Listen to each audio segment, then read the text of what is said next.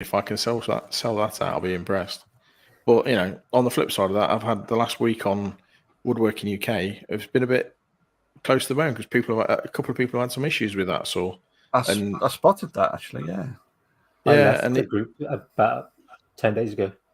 I just got it's me that I get dragged into it to answer the questions. I've had video calls with some of the guys to help troubleshoot the problems before they go to Lumberjack, or Lumberjack will go, "Can you give them a hand?"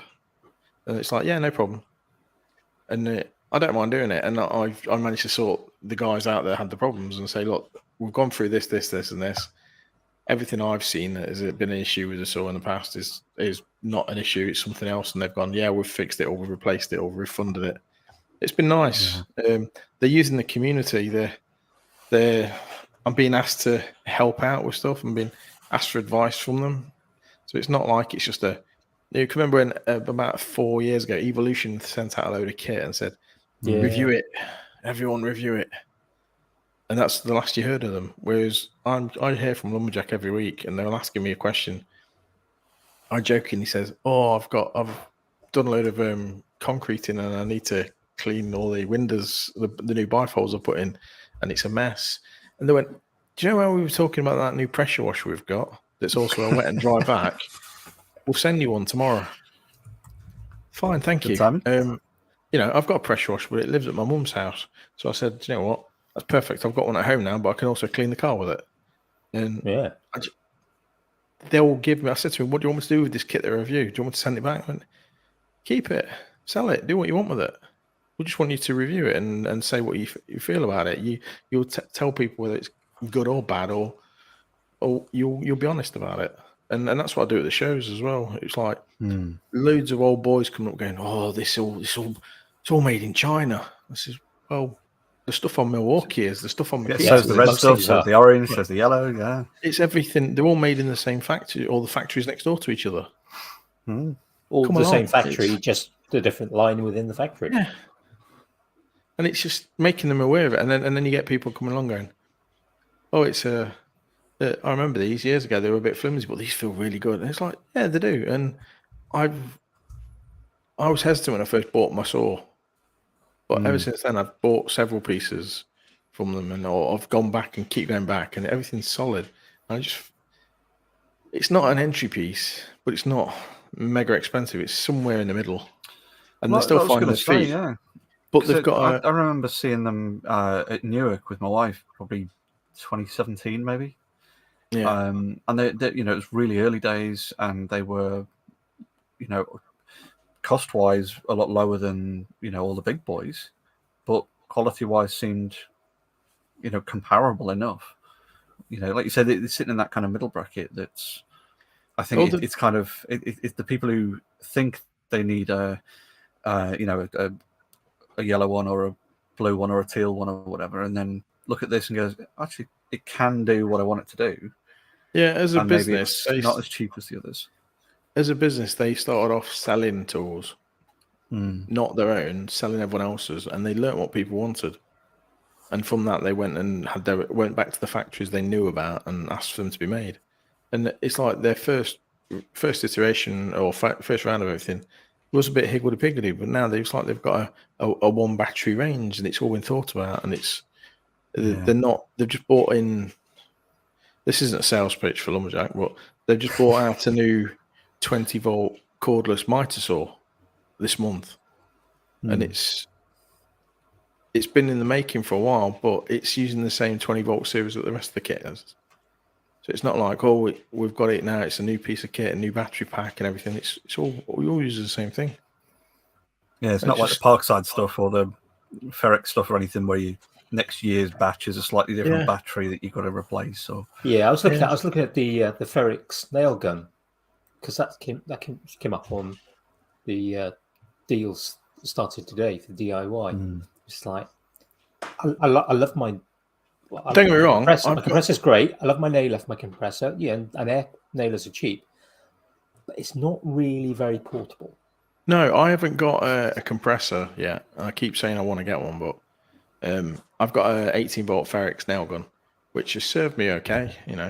I've done loads of work in the house with it. I've now got a 20-volt Lumberjack one. it's a world of difference. It really is. It's a second finish nail gun. It's got several features more than the Ferrix has.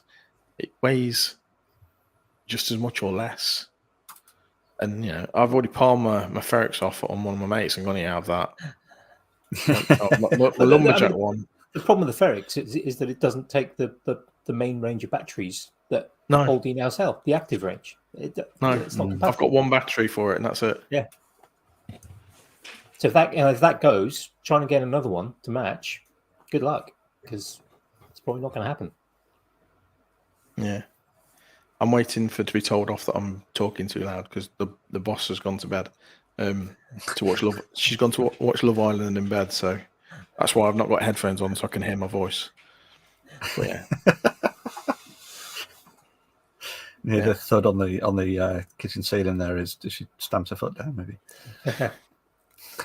But yeah, if you want to start, but I hadn't actually realised Lumberjack had gone down the battery line because I thought most of the tools they were doing were kind of corded bench tools. No, they've got a full 20-volt cordless range, which is quite cool. It'd be interesting to have a nose at that actually and see what they, whether it's one of the standard battery platforms, like your Works. Well, I thought that ones and stuff. I reached out to what's the battery holder people? They do the clips for your belt and for the wall and everything. Oh, I know. Yeah, I know what you mean. Another company, can't think of it. Yeah, because I asked them, do you do lumberjack? And they went, no. But I'm sure they will do. If not, I'm gonna have to take a mold of one and get Dean over at Dean Makes to make me one and 3D print it. I was going to say 3D printing's ideal for that. I don't know if you feel like Paul Cunningham and people like that to try and organise. Of course, I've printed them all for myself and just haven't put them anywhere yet for all of my ones. So I took over your podcast a little bit and just started rattling on about rubbish, and so feel free to. That's what we do. That's what it's called, Waffle. Absolutely, yeah. Duncan's just popped up in the chat and says bad adapter. That's not them. They are the ones who do the converters. Yeah, that's the company I was thinking of. They do the converters from other batteries to Ryobi. Yeah. Yes. Specifically just to Ryobi ones. Yeah, I've got a couple of the adapters for my AEG stuff. Oh, dog, go away. For the benefit of the listening audience, that's not us. That's the dog. That's the delightful dog here. This is Walter. This is my 2-year-old Welsh collie. My 6-year-old one is asleep in the corner. He knows better. But Walter always wants to get involved with everything. I mean, the Waffles are fairly, we've had a few cats through, so cats and dogs, yeah. For those watching, there's the occasional kind of paw or tail or something. Bit of dog. It's just a pain in the backside. I did an interview for a job, and he came in, and I had to pause the interview and go for a walk to kick him outside in the best way as possible. But yeah, it was. It's a great way of demonstrating your character, at least for the job interview. Well, then the guy on the phone, the guy I was being interviewed, then just decided to pull out his dog and go, "Here's mine." I'm like, "Oh, great." do you have it like in a shoulder holster or something that you could just? Oh no, he's too big. He's too big. So yeah, I was just spotted in the chat. So Little Hobby Shop said they've got a lumberjack table saw. Yeah, I've got the big beast I have, and it's the I wouldn't ever trade it again for anything else. I looked for the saw for ages. I did lots of research into what saw I wanted. I ummed and ahed. I had an old Electra Beckman German saw, which was about 25 years old at the time, which was fine. But spares for it were a pain. And I was like, I did what we all did, watch loads of YouTube and went, I want one of these American saws. They look great. And I saw that the lumberjack one was on offer, and it was like, I recognise that saw. And I did a bit of research and found that it was a copy of a rigid tool saw. Wow. And and they've got the patent, and basically they've got the UK patent for it. And in America, it's made by Rigid. It's made by Craftsman. It's made by several people, all the same saw. And it's been going for 15, 20 years, or 15 years or so. With slight tweaks on it. So I knew what issues I'd have with it if there was anything. Yeah. And they are very simple things if you have them. I had one issue where I was raising and lowering the blade and the retaining washer popped it back on. I've had it 3 years and it's happened once. That's cheating. That you can't pop it back on if it's popped itself off. I know, but it doesn't want to be there. I did all this research and it was dead funny because I did loads of research on it and I looked into other saws like from Axminster and Charnwood and stuff. I just never felt comfortable with them because of the price I was going to be going in at. And I bought mine. And then Keith Brown decided to do a bit of research and he went and bought an Axminster saw. And he published a video talking about it. And I got a shout out in the video because he went, "Oh, I've just spotted this saw. I didn't think about it. I couldn't do any research, but blah, blah, blah." And my YouTube membership went from blah, blah, blah, blah, blah, blah. And then I was like, I woke up one morning and went, "What's happened to my channel overnight?" So I was like very grateful for that. We had a couple of conversations about it, but it was just like, I was probably one of the first reviews of it in the UK. And it was yeah. It was nice, and I feel so comfortable using it, which I never want to be comfortable using a big piece of kit. And it's that bad that my other half's, Nikki, my fiance, her uncle, has helped with a lot of the stuff around the house because he's a kitchen fitter, an electrician. But he wanted to do some trimming down on it, so he came down the workshop and he went to put some stuff through the table. So he went, "Can you do it?" And this guy's been using power tools for 20, 30 years in his job. And he's had a little contractor saw and everything. But as soon as he sat down, stood in front of the big one, he went, "Nah, not a chance. Not a chance." I mean, there are different beats. Say table saw.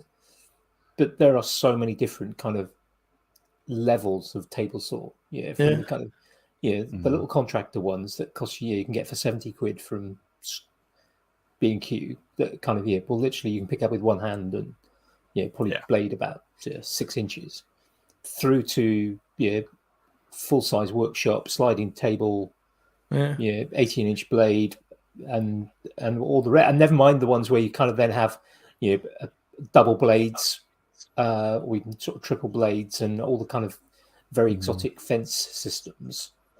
It's such a wide range, and the comfort level. I think you're right. Yeah. Well, it's like I came under. I realised something at Harrogate in the fact that I was using it, and I've got people talking to me. So, what do you think of it? And running stuff through the blade, going, watching my fingers. I'm making a picture frame and cutting the grooves in it for the backing board and everything to go in. All the time, I've got some old boy going, "So is it always this quiet? Do you get the blades okay?" And I'm like, "Must concentrate on the saw. Must concentrate on the saw." "Yes, sir. Yes, sir." So yeah, don't put your hand in the spinny thing. Yeah, I think that's the thing, isn't it? Because like I've had one of the the 50 quid jobs from Lidl, and it's all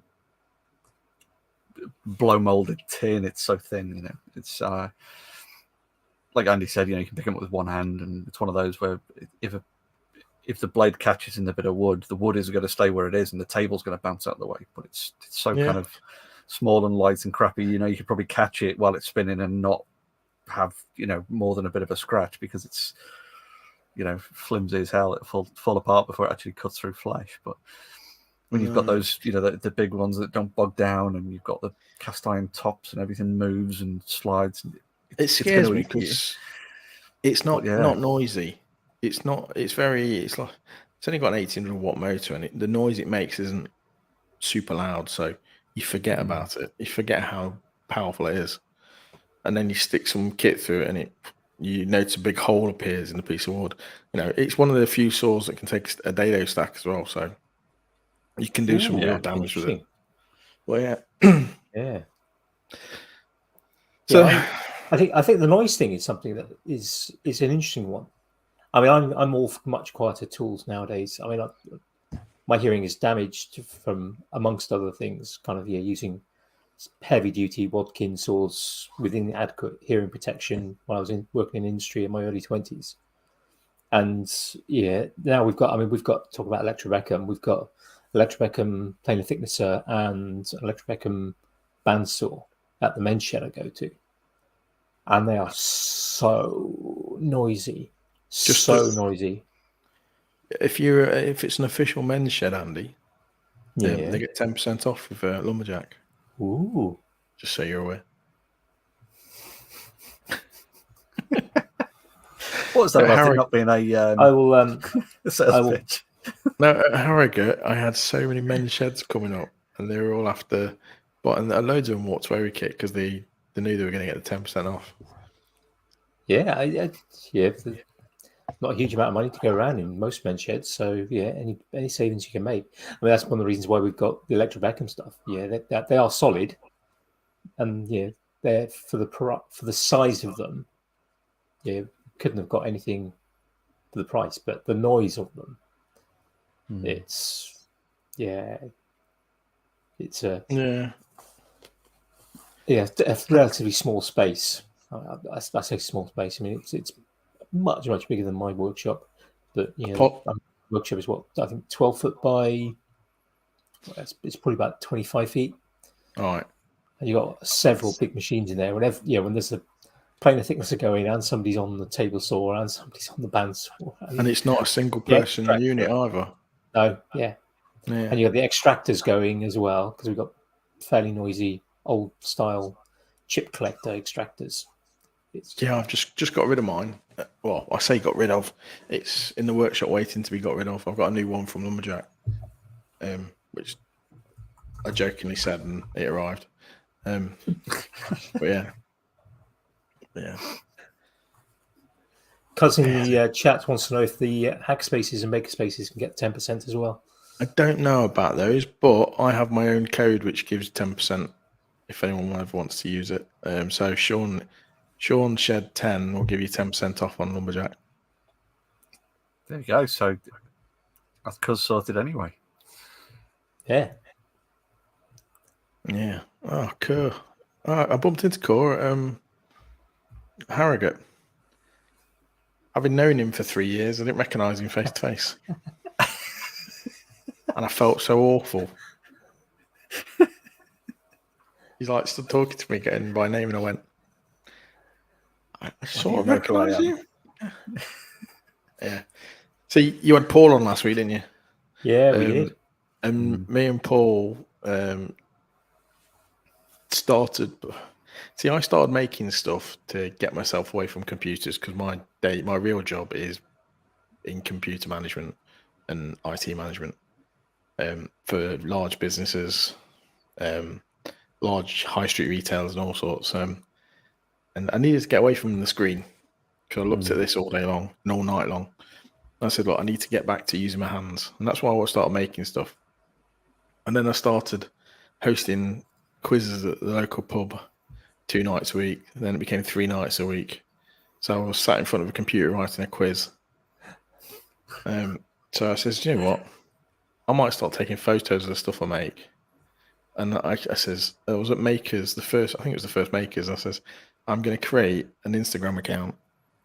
I'm going to set myself 40 days. And in 40 days, I've got to have created a video. I'm going to schedule loads of posts on my Instagram. And if I haven't created a video in 40 days, I'm going to close the account. And I did. Unfortunately, I managed to make a couple of videos in that first 40 days. So that shot me in the foot. But literally days apart, Paul started his YouTube channel. And me and Paul had a conflab on Instagram. He'd had a moment of, I'm no good. And we sat and had a bit of a heart-to-heart of Instagram, which was quite nice. Never met the guy or anything. It's just makers being makers. And ever since then, we've wanted to meet. We want to meet in person. We've become best best buddies. We regularly FaceTime or video call. We'll be in the workshop, in the kitchen, cooking, talking. Yeah, I talk to his little lad. His little lad says hello to me. He knows who I am and everything. It's quite cool. I went to Makers last year. It was the first time I ever met in person. And there was loads of us that started YouTube all around the same time. And all first time we met was last year because of the pandemic and everything. It was quite cool. Yeah, it was just one of them weird things. You know, he's been picked up by Rubio to be an ambassador for Rubio. Obviously, I've got the thing with Lumberjack, and it's James Prestige is doing his thing. Dean Makes is doing his bit and working with Ooze Nest and the people he's working with. It just felt like a nice little vein of form at the time for us all to pick up, and it was quite nice. It's wonderful to see everyone kind of bigging each other up, and it's that rising tide raises all ships kind of thing. Yeah, for ages, but I was constantly checking my stats against James's every month, and then James bought his first ever CNC machine. I went, oh, he's had a lucky hit with that video. He really has got a lucky hit with that one video. He'll be back to normal next month. No, he's just hit 30,000 subscribers on YouTube, and I'm like, Jesus. But yeah. But we were talking last week, actually. We were going to meet up down in Wolverhampton because I'm going to take him down to Lumberjack for a couple of hours to go and meet the team down there and do some investigations on some kit, just so we can give the Woodworking UK channel a bit of an honest review on all the lower spec table saws. Because I was talking to the admins, they were saying that they used to always recommend certain tools, but they've not had any hands-on experience with some of the Lumberjack kit. What's my thoughts on it? So I says, actually, I've only played with it a little bit, so we'll go down and we'll break it and play with it. Like, oh yeah, great. I'll take James with me, so it's a bit unbiased. It's like, yeah, great. Yeah. So yeah, that's cool that you can do that. It's cool that they're happy for you to kind of do that as well, because I mean, it's putting their products in front of more eyes anyway. Exactly. Yeah. It's my thing was to get away from computers and get back to my hands, and I started doing all this, and I spent loads of time recording, editing, sitting in front of all this. Yeah. But for the last year, it's been a bit of a godsend not recording anything, but I'm getting back to it. I've got a video in the can that just needs a voiceover doing on it. I've got moving workshop video which needs some editing, and I need to finish cleaning the workshop and take some videos for it. Then I've got some other bits lined up. Oh, yeah.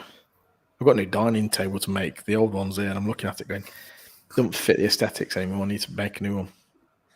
And then obviously I'm gonna be ripping putting all the decking in the garden and everything. So there's loads of stuff in the foreseeable future. So it seems like a bit of a good time for people coming back to YouTube as well. It's like Neil from NMB Woodworks has just sort of released another video after a bit of a hiatus and stuff as well. There's been a few that have just taken a bit of a breather or a bit of a reset. Or I think the human malware hit a lot of people, and although it was an opportunity to kind of for many to kind of spend more time at home. They were working from home. Commutes disappeared for many. But I think the overall kind of sort of stress, never mind if you actually caught the thing, but the overall sort of stress of the situation, I think, hit a lot of people. Kind of, and they started spending more time perhaps thinking about other things like family and just kind of doing stuff around the house without worrying about kind of having to record. And I think a lot of people kind of just kept that hit. And I think a lot of people, certainly that I have followed the last few years, I've kind of then gone, actually, and I think some people now, I think at the new year, there's always that kind of new year, there's always a little boost at new year where people kind of go, I'm going to get back into it, I'm going to do it, I'm going to sort of get started again. And hopefully, it's something that people can maintain. And I think the malware is now kind of sufficiently I'd love to say behind us, but it's not behind us. But it's the kind of the pandemic side of it is behind us, and now we're in a situation where we just get to live. We get to live with this new normal, and it's for most now with the variations in it. It's not as serious for most people. If you I think the first few phases of it are done. There's going to be one after another for the next 10 years, I reckon. It's going to be, unless somebody comes up with a cure like they did for smallpox. It's never going to disappear, but it will. Yeah. Any virus that kills its host doesn't survive. Mm-hmm. That's the problem, and that's why you get when you see like outbursts of hemorrhagic fevers, Ebola in Africa, for example. Yes, they're very severe, but they burn out because if your host is dying, then they can't transmit. So it's not, the most viruses that last long term tend to be ones that adapt, so they don't kill their host, which obviously is a good thing for us. But the one thing it did do though is we ended up with lots more people becoming content creators, makers. Lots of people took the opportunity during the pandemic to start showing those lucky people that didn't have to work because they were on furlough or whatever, and they were like renovating their house. I didn't have a day off. It was due to my nature of my job. I didn't have a day off. Same. I'm an IT manager as well, and we were busier than ever.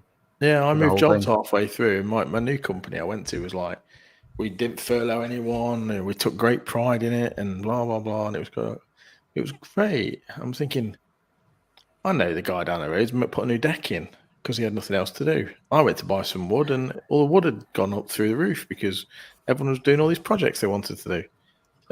Huge rise in demand, a huge lack of people able to sort of produce more wood. Yeah. Prices. But then you look at the other side of it.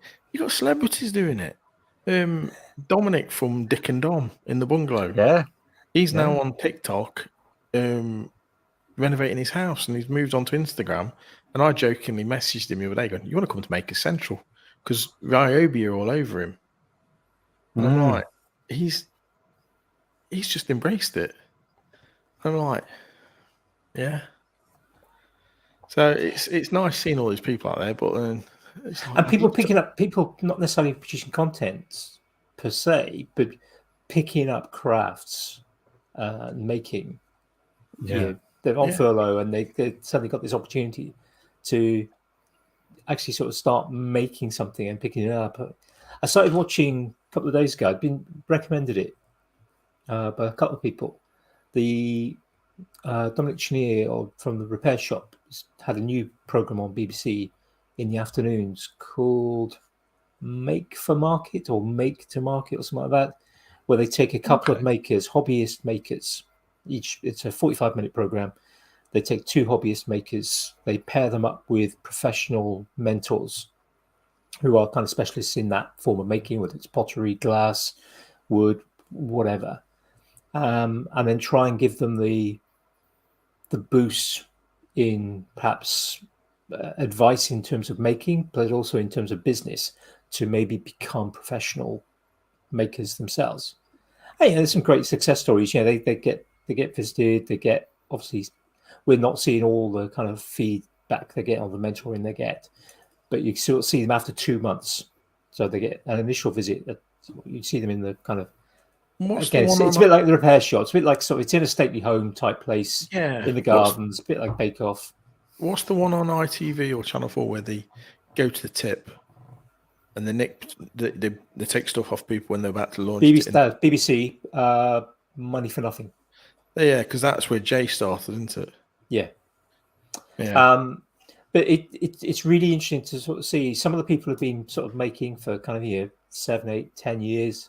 There are a couple of sort of almost straight out of university that I've seen so far, and there's a few people who picked things up over the last 2 or 3 years, and then they are producing some fantastic. They're obviously very talented, and they're producing some great stuff that's very marketable.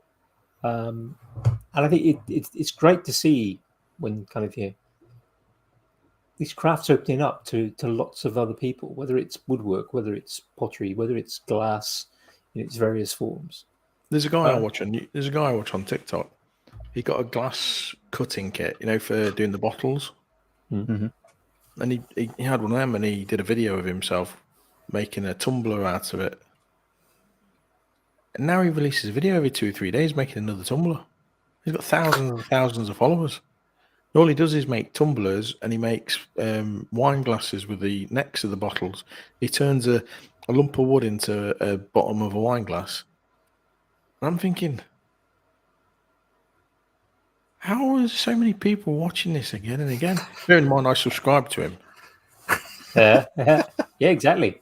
I've got a wine bottle cutter, and I've never videoed it because I think it's so simple. Why would anyone video this? And you know what I've done with it is I've cut the necks off wine bottles to put them in plant pots as feeders to go down to the roots. Yeah.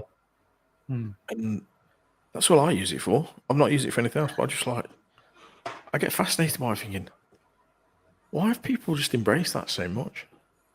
I think it's the thing, isn't it? Is the difference between the people who will sit and watch this stuff and the people who will sit and never think about creating that stuff. Yeah, it's the amount of videos I know I've watched. Thought, why have I've just enjoyed watching that? But there's no way in hell I'd think to make that. It's like you put your heart and soul into making a video. You think, this is going to be the best thing I've ever made. 50 views. You get a piece of scaffolding board, you chop it in two, make a huge mortise and tenon in it, and you make a Viking chair, and you sit by a campfire in your back garden. It's the best video you've ever made. That's what's happened. That's what happened to me. I made this as just I've got a piece of scaffolding board. I've got nothing else to make this fortnight. Just do this. Sit and have a drink, watching the stars go by next to the fire. Why is it on 10,000 views? Why do people want to watch this? What? And it's just like, you can't. It just goes to show you. As Jimmy DeResta says, you never know what the old guy's doing down in the basement at YouTube. Yeah. Because we all sort of think, of what we would want. I know when we've had chats with other maker friends and stuff, and thinking about like products that other makers would like. And we think, well, that means that you're going to saturate that group very quickly. Yeah. But it's not something that other people might want. Like you say, you make something that none of us are bothered about watching because it's a simple project or whatever. But then you forget about Gen Pop being what they are. Yeah. You can't predict anything like that. I started, watching all the rubbish that TikTok throws at you. So I'm not going to put anything Shaun in the Shed on TikTok. I'm not going to put anything on there. I'm just going to put personal stuff on it. I rebranded it about a year ago to Shaun in the Shed and start putting Shaun in the Shed stuff on it just for shits and giggles. Because I'm thinking, why not? Even if it's me dancing in the kitchen on a Sunday night with Nikki and having a glass of wine while we're cooking, yeah, stick it in there. I don't care. It's me. It's the non-YouTube side of me. Yeah, but it's one of those things. I lost track of. There was something I was going to say, and some of the little stuff that we do, just like people. I'd seen on YouTube about people making digital content or making. Well, not on YouTube, on TikTok, people making notebooks and things for people to buy on Amazon from Kindle Direct, blank books for them to just scribble in. I thought, surely not. Surely it's not something people make. Researched it. They do. All right, I'm going to make one. There's too many of them out there. I know, I'm going to make one for people to make project stuff in. So I sat down, what do I do? So I got all my notebooks out that I scribble. I had all my work notebooks and I scribble stuff down. I'll be like, these are the projects I'm going to make. Okay. Then I'll start a new page and go, project 1.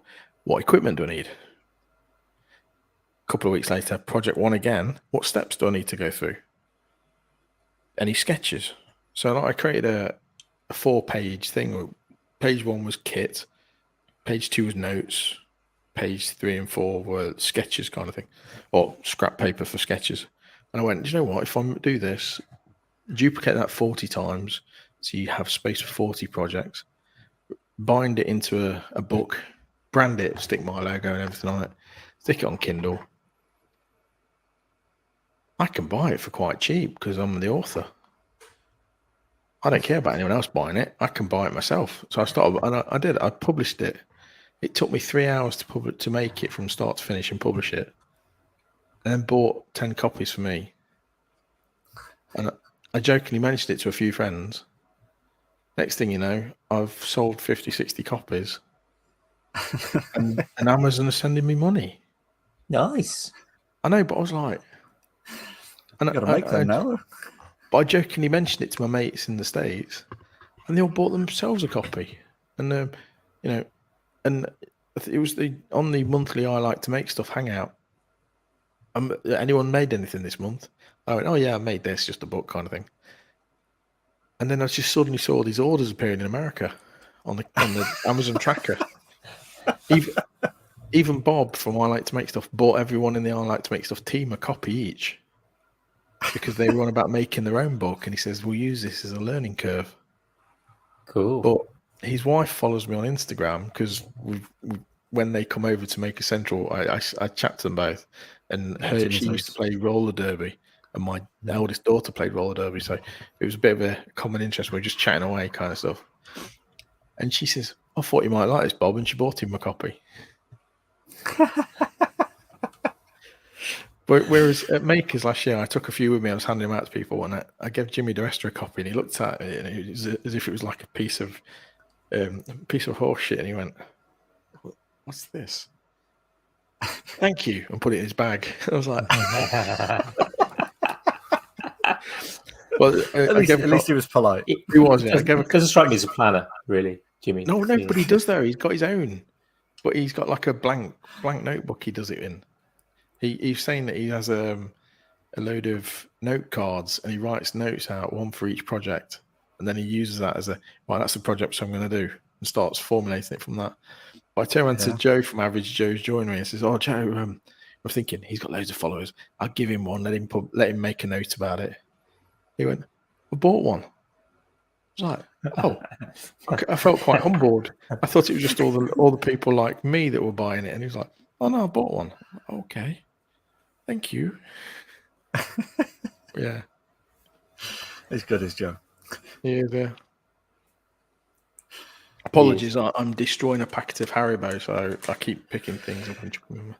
No, you're making me want Haribo. I was trying to work out if I had any. I've got chocolate, but I'm thinking I need to stock up on some. I've got soothers, sweets. Yeah, chuck us one, Andy. I've got an alien one. Look, it's not quite the right colouring, but yeah. So you've got plans for a second book? Yeah, because as soon as I published it, I realised what I wanted to change on it. I was like, yeah, I rushed that, didn't I? I could have done that slightly different. But yeah, I said I want to make another one, but because it's so easy, I'm thinking, what others can I make? And it's something I will sit down and do.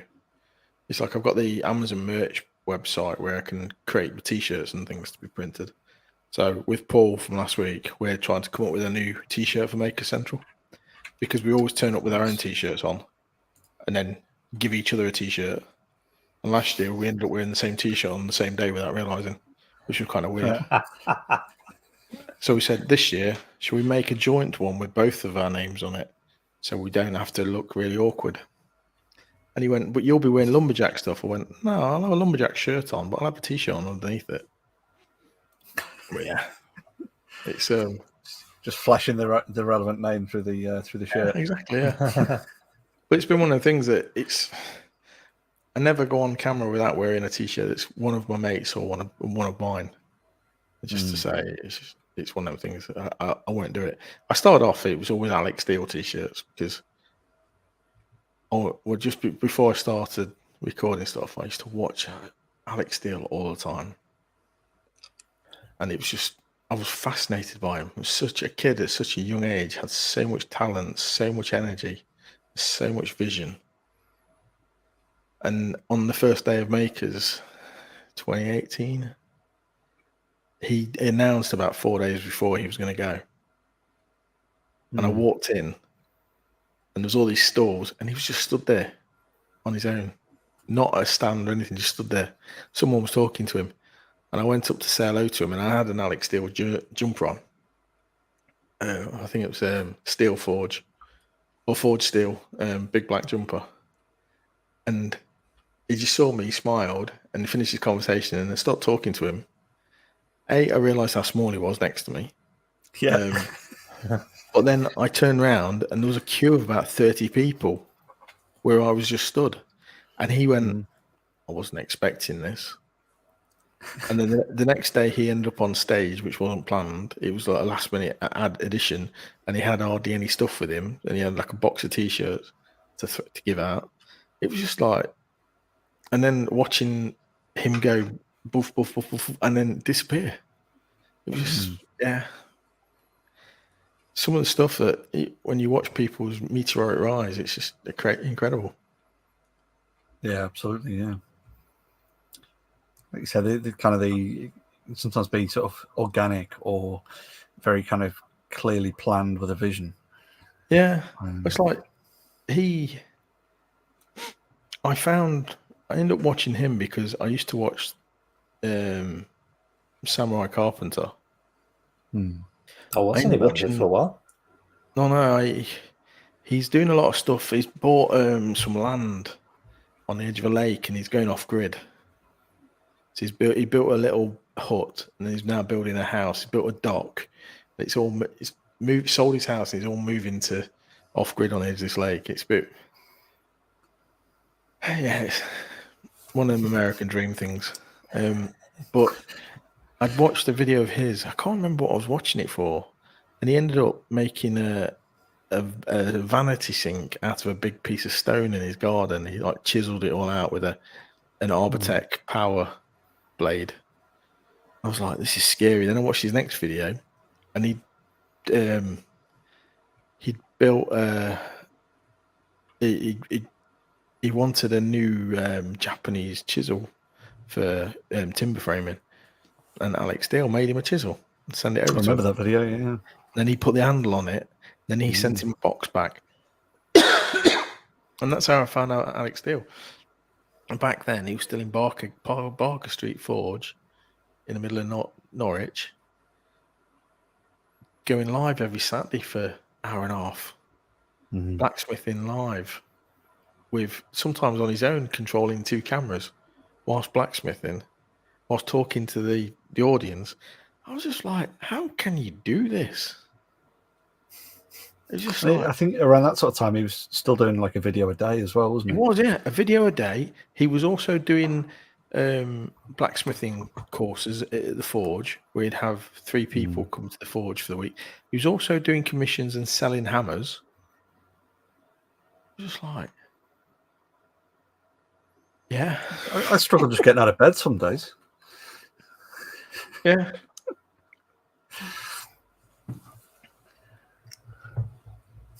Yeah, youth. Was it wasted on the young?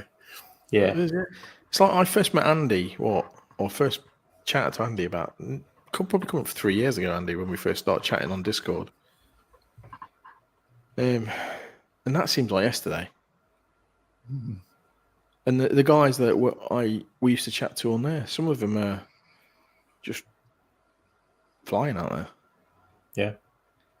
Yeah. You hit the right vein of form on something, that's it. It takes off. I mean, not to take credit for it, but there's a couple of people who've been on here and then have, kind of done well afterwards as well. So people have felt sorry for them for being on here. Yeah, yeah, about right, to be fair. With both our followers.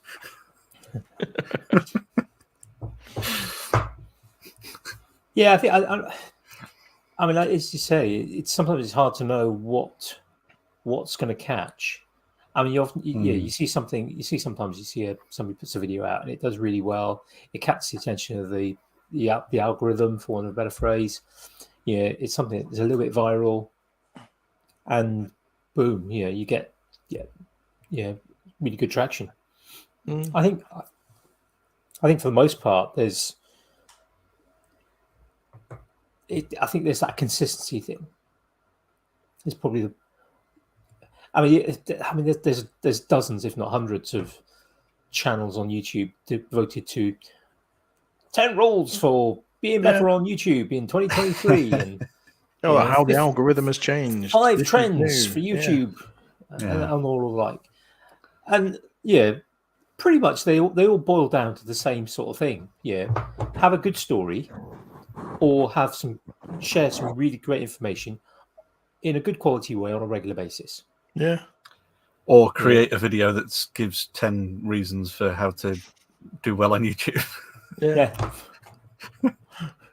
Or Number 11 on the list. Copy a load of other people's videos, chop them all together, stick them on yours, and go, I made this myself. Yeah. And add message for credit.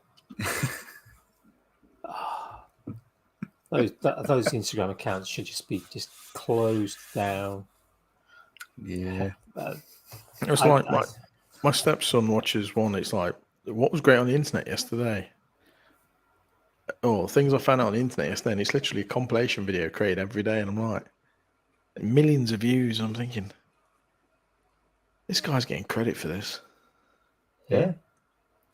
Just send them to Reddit. That's, you can get it on day one then. Well, bear in mind, he's not. We created him a TikTok account because he wanted to create some Fortnite videos. So we police it regularly. He's got 11,000 followers. He's 9. How many have you got on TikTok? On TikTok? Nothing. I can't. I've probably about 150 because it's not something I've even thought about. But it's like, yeah. I'm like, what? How? And yeah. Well, I've even started playing that now to try and get up to speed on it. That'll be the new maker videos, just creating little structures or whatever. But I've not made any. I need to build this. It's from Fortnite. Loads of people made real size Minecraft stuff, didn't they? I'm trying to think what I can build from Fortnite. But that's what I think. You get people that look at the film schedules for the year, and they go, "All right, Star Wars Episode 53 is coming out in September, so I'm gonna make Chewbacca's grandson's bowcaster with the sucker bow darts on it, and I'll have it ready for release on the day the film comes out, which is fine. If you're going to do that, great. If you can plan that far ahead, all well and good. And I've thought about it. The other year, I looked at the film schedule for the year. I thought, what can I make? And there was a Star Wars film coming out, and I went, I've got an idea for a Star Wars project, but it's not something that's making me go, I want to make it. It was just that I can make it. And because it wasn't there pulling at me to say, yes, I want to make it, couldn't be bothered. No, it's like John did it for Make Essential, the Jenga bricks. Yeah. I made one because I moved house and moved workshop. It's in a box somewhere, so I never took it to Make Essential, which was really not happy about. But I had like three other ideas of making Jenga bricks. I kept going, but I've made one. Do I really need to make any more? I could go to the nth level, but are people just going to go, oh, it's a Jenga block?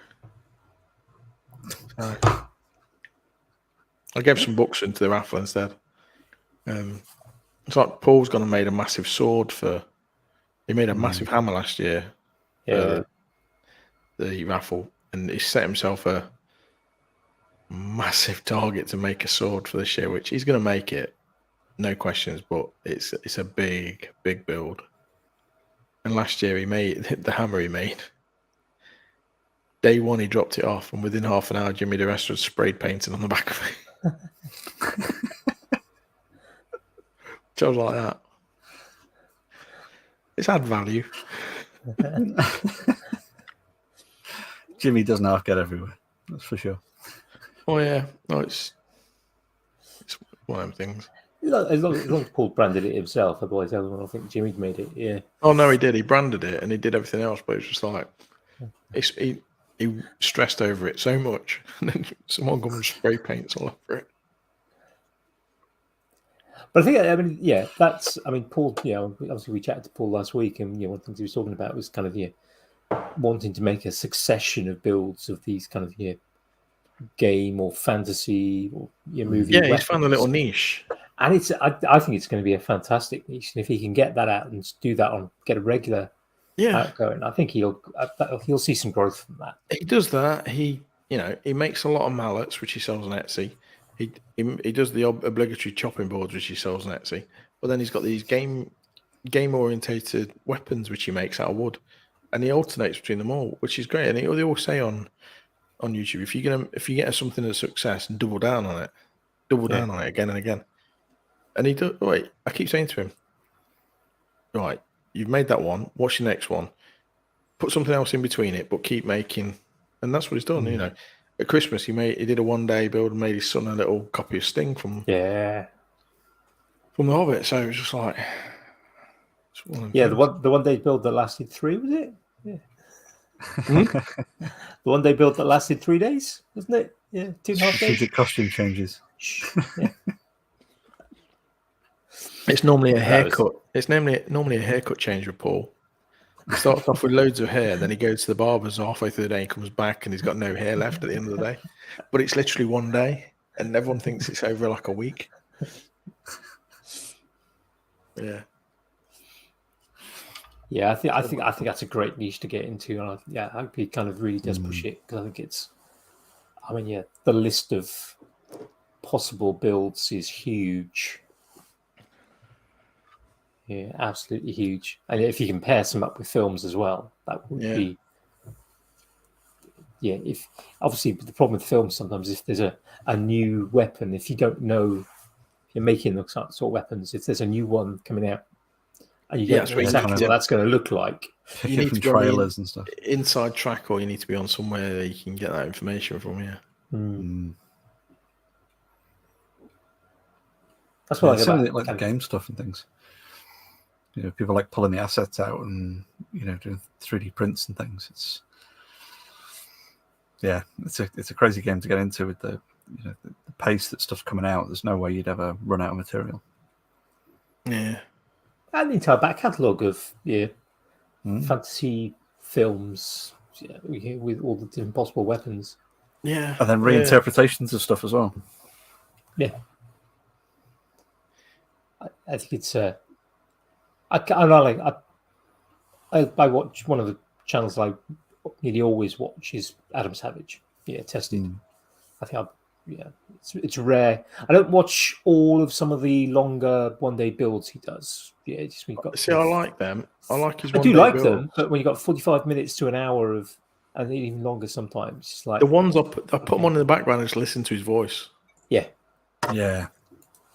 But I like listening to his kind of almost his little chats, his little sort of sermons, the question and answer stuff he does. It's nice if you can catch them live, but don't always catch them live. But then they chop them up, and you have all little snippets of kind of Have you read his book? Is it up there?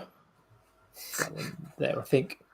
But have you? Oh no, it's upstairs actually at the moment. Yeah, I've got his book, but I've got it on Audible, and I listen. Yeah. I listen to a lot when I'm on the road, and listening to him talking about it, I think made it easier to take it all on board. And I took a lot of it on board for work, not necessarily for making, but how he processes stuff.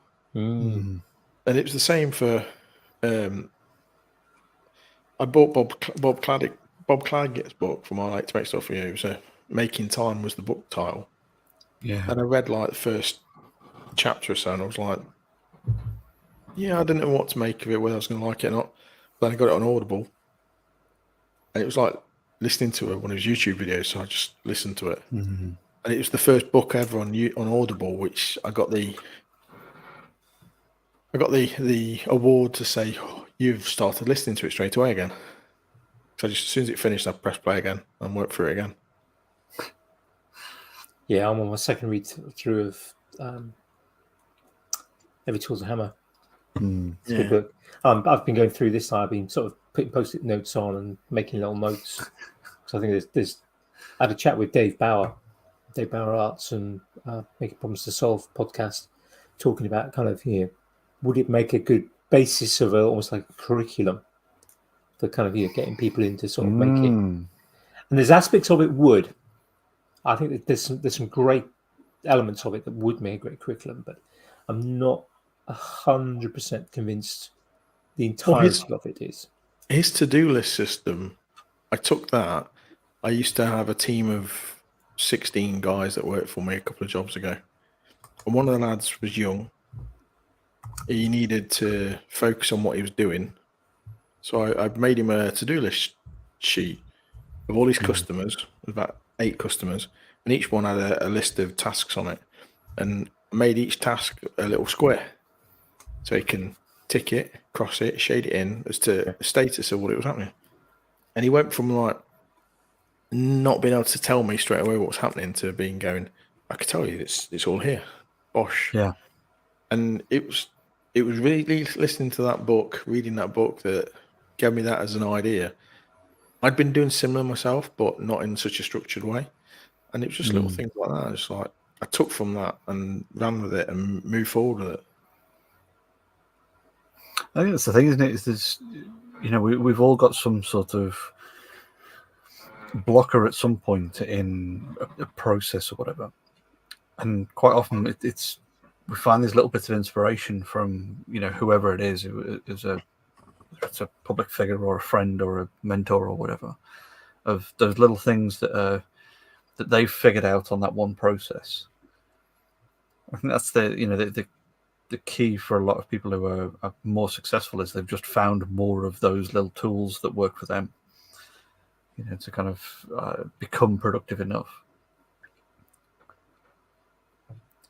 Yeah, I think there's a lot to be said for that. I think, but one of the things I particularly like about Adam Savage, obviously, I mean, he's a great proponent of kind of STEM, science, technology, engineering, maths, and you could add an extra M for making.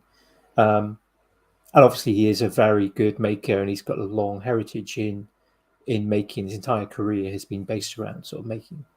But it's kind of looking into just the joy that he exudes when he's made something, or when somebody sends him something that has been made, and it's obviously a very high quality.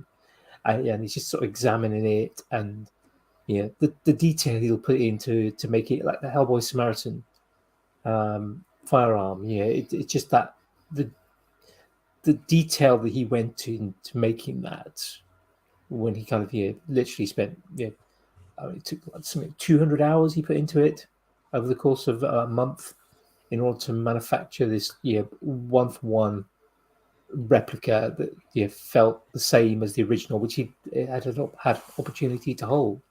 And it's the variety of skills you need to achieve those things. It's the same with like the ZF1 and stuff that he did, where it was years and years and years of scouring resources and trying and rebuilding and stuff like that. It's just, but you say that passion to take on that kind of thing and stick with it and keep re-engineering it it's ridiculous. And I think that's something that perhaps you see. Sometimes I think you see people on YouTube and they're clearly passionate about the thing that they're doing. Whether it's a making thing, whether they're cleaning something up, whether they're building putting a new roof on their shed or whatever. And I think the people who are passionate about what they do, I think this is something you see in sort of education as well. You get somebody, you maybe if you're observing a lesson, and you obviously this sort of thing students see all the time. When you've got a teacher that's passionate about their subject, it rubs off on you. Or if you're observing a teacher as a colleague and you see somebody that's passionate about the subject, it's a joy to be in those lessons. And you rarely get 100% of a class to kind of sort of follow along. There'll always be that one who kind of goes, well, I'm not interested. Doesn't matter. I just want to be doing whatever I want to do. It's not. I don't want to be in school. or the like. But you get a larger than average involvement from a class because they go, oh yeah, because that teacher's they're passionate about the subject, they're excited about the subject, and it does kind of flow. It And I rubs think off you see though. the same in you see the same in YouTube. I think when you see somebody that's passionate about what they're making, cooking, refurbishing, people kind of go, ooh, yeah. And when you see people who It seems effortless to them. yeah, and you see people who kind of maybe aren't showing their passion. When you see kind of people who just kind of almost going through the motions. They're trying to maybe get a YouTube channel going, and they know they've got to put out so many videos so often, and it just seems like a chore, and it kind of it can show. Yeah, making projects a fit video timeline, or I could have making easily the project you want. I could have easily put together crappy videos for the last 18 months, filling time up, just to make sure I've got content on it. But I just went, my head's not in that space. It's going to come across that I'm not there. Yeah. So yeah, taking in this room alone, we took down 2 walls and there's two steels gone in here. 3 steels gone in this room alone to suspend the ceiling up, and that took best part of 3 days to get it right. There was knocking the wall, there was propping it, taking it out, putting the steels up, securing the steels, being able to take the props out a week later, kind of thing. And it was just like, I was so stressed trying to get it done, and film it. Yeah, I filmed some of it and put it on as YouTube shorts because I wasn't involved in them bits. And I was stressed to high, but it's unbelievable. I was working at home on them days, and like working at the other end of the room on the laptop, dust everywhere, walls coming down, and it's like, how can the accurate props be put in right? Yeah, and in the right place. Indeed. Yeah, it's always a bit kind of worrying, kind of dealing with propping things up. Yeah. Is it going to shift as soon as you take the brace out? Yeah. Yeah, that's why I've gone. The things I've got left to do in the house, I'm happy to record them. The things I can do nice over a couple of days, leisurely, but I'll get them done. But I can record enough to show how to do it in a nice way and come across all right. Yeah. They're not, putting a decking in. Ooh, it's not going to be stressful. Changing some of the stuff in the garden isn't going to be stressful. I might do we're coming up with a crazy, not crazy. We're going to put in a penny splashback in the utility room because we've seen someone do a penny splashback on a DIY page, and it's not a big room utility room. It's in splashback's only like 1.3 meters wide by 1.3 meters high. So calculate it's about 35 quid's worth of pennies. But you're going to walk in and you're going to get this shimmery, coppery effect on the wall. So it's gonna be good. But before that, I've got to get the plaster in because I've just plasterboarded the room last week. So I won't plaster myself. I've tried. It's not good. There are certain things in life when it's only worth giving them one try. Yeah, that's going to be the room everyone walks into because we're going to be having that as the entrance to the house, coming in through the side door. So it's like, I don't want people coming in and seeing my plastering. It's the Spanish effect, as my brothers used to call it, whenever they'd do some plastering somewhere and then walk out with it all still heavily textured. It's close enough. Just paint it white, be fine. Terracotta floor. Yeah. So which would you put the pennies? Head out or the penny side out? That's the question at the moment. End on. Alternate. It might be a mixture, or do all one and then one solitary one the opposite, just to see if anyone notices. Ooh. Or just like off to one to one angle. Get them all lined up nicely, bar one that's on the one. Whole wall, Queen Elizabeth II, and then wait for one to put a Charles in there. Right in the middle. Because all the QE2s will be looking one way and Charles will be looking the other. Because they with every alternate Sorry. they flip it over. It'll be like someone will spot it and that'll be it. We could just do it like one right in the corner or something, you know, like just out of your visual view. Well, the entire lot, Queen Elizabeth, and then facing one single King Charles. Just off the edge. So it's kind of so that all their eye lines are pointing directly at him as well. They're all kind of like looking in the right direction. Yeah, put him in the middle. Put him in the middle and have them all angled towards the middle. It's like a big mandala of. Yeah. We spoke about it, and then we said, "Should we be rich? Should we do it with 10p's?" No. Well, it's 350 quid for the splashback. You'd be looking, you know, closer to real material costs. Exactly. Yeah. No, the question is, would it be cheaper to do it with 2p pieces? Size-wise, probably, yeah. But if I did, I said I'd drop them all in Coke first to make it nice and shiny. Yeah. Would you end up with more? Because you'd be able to nest more with the 1p's, wouldn't you? Because they're smaller diameter. But would that mean that you'd have to have more of the infill? I think you might need more infill, yeah, more grouting. Yeah. Sounds like a good puzzle for a maths class. Yeah. Do it with 50p. Detention, maybe. Do it one of the angled coins. Do it with 50p or a 20p, then you can get all the faces joining. Yeah. And they're 7-sided, aren't they? So they wouldn't nest. Yeah, they're not going to tessellate. Yeah. We need a 6-sided coin if you want to tessellate, really. Yeah. How many sides have the new pound coins got? 12. 12, there you go then. You'd have to do it with quids. Just a couple of quid there. Yeah, I don't think they're going to tessellate, though. Yeah. Yeah, maybe not. So 3.5 grand. There or thereabouts. Yeah. I'll be like, right, I've put one in this week. I'll put another one in next week. And which are the coins that, if you put them together in the right way, have a shield? Oh, that's one of each coin. Yeah. That's a penny, a 2p, a 5p, 10p, 20p, 50p, pound coin. And they make the shield, yeah. Series of those? No.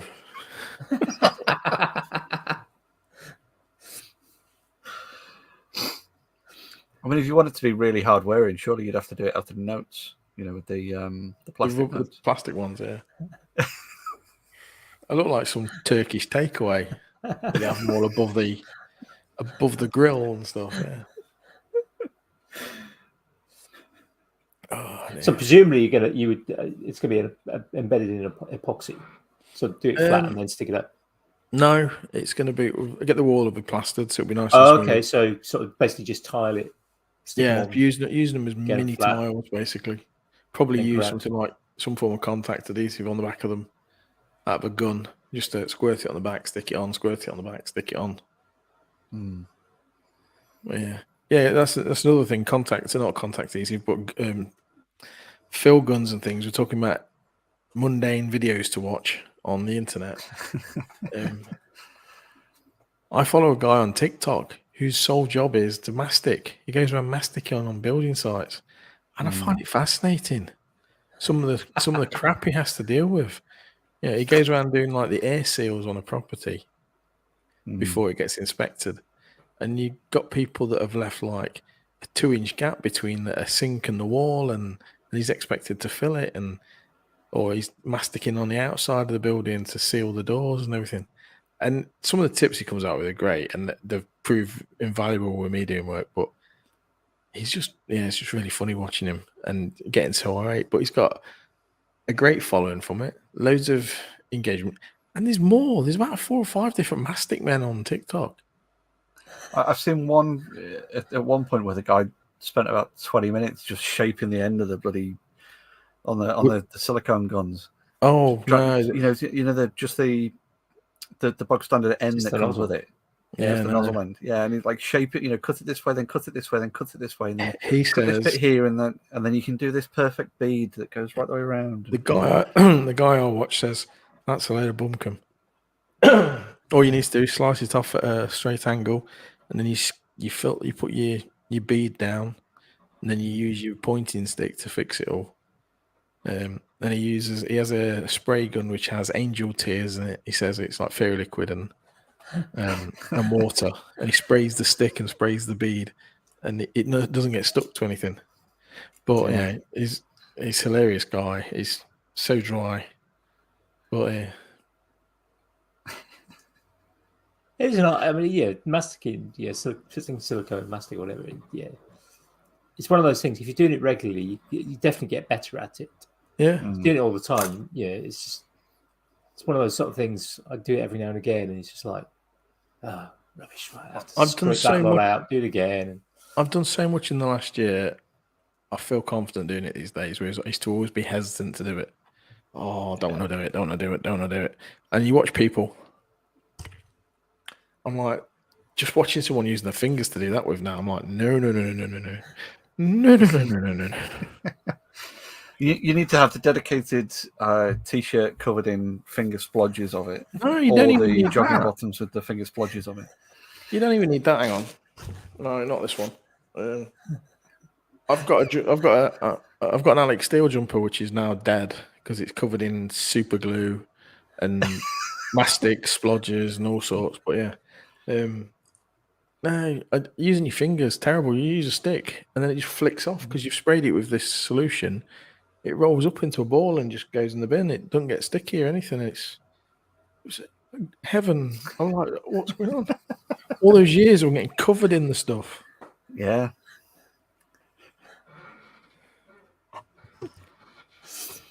Yeah. I think the best tip I've got. I think the one thing I've learned over the years with sort of doing silicone. For many years, I always buy just the cheapest stuff, cheapest silicone. And I've now got to a point where I will pay for reasonably good quality. It's not the most expensive stuff, but I'll get a named brand, good quality, and I find that makes such a difference. Yeah, it might be double the cost compared to Screwfix own brand one, but it is so much worth it. Less waste. It goes down neater. It cleans off neater. I went to put some stuff in the shower because I ripped all the It's not skirting in the shower. It's the cloaking strip down the bottom. I ripped it all out. I went to put new cloaking strip in, and the guy who was here with me went, "Oh, don't use that stuff you've got, that cheap stuff. Go and get this. It's such from Screwfix. Costs about 4 times as much, but you'll appreciate it." Yeah, it went down easier. It stuck better. Not a problem. Yeah. I was like, I can imagine doing the other one about 3 or 4 times. Yeah. Yeah, absolutely. I've been going around doing the kind of the silicone on the windows. It's perished. Yeah, it's been I think all bar one window. It's all before we moved in, and we've been here 13 years. And so a lot of it's perished over time. Yeah, gaps, just the natural shift in the house. There's a few gaps in places, and where it's shrunk away. It's just like, it's so much easier using the good quality stuff. Definitely sort of best tip now for me. It's just, buy that slightly better stuff. Well worth it.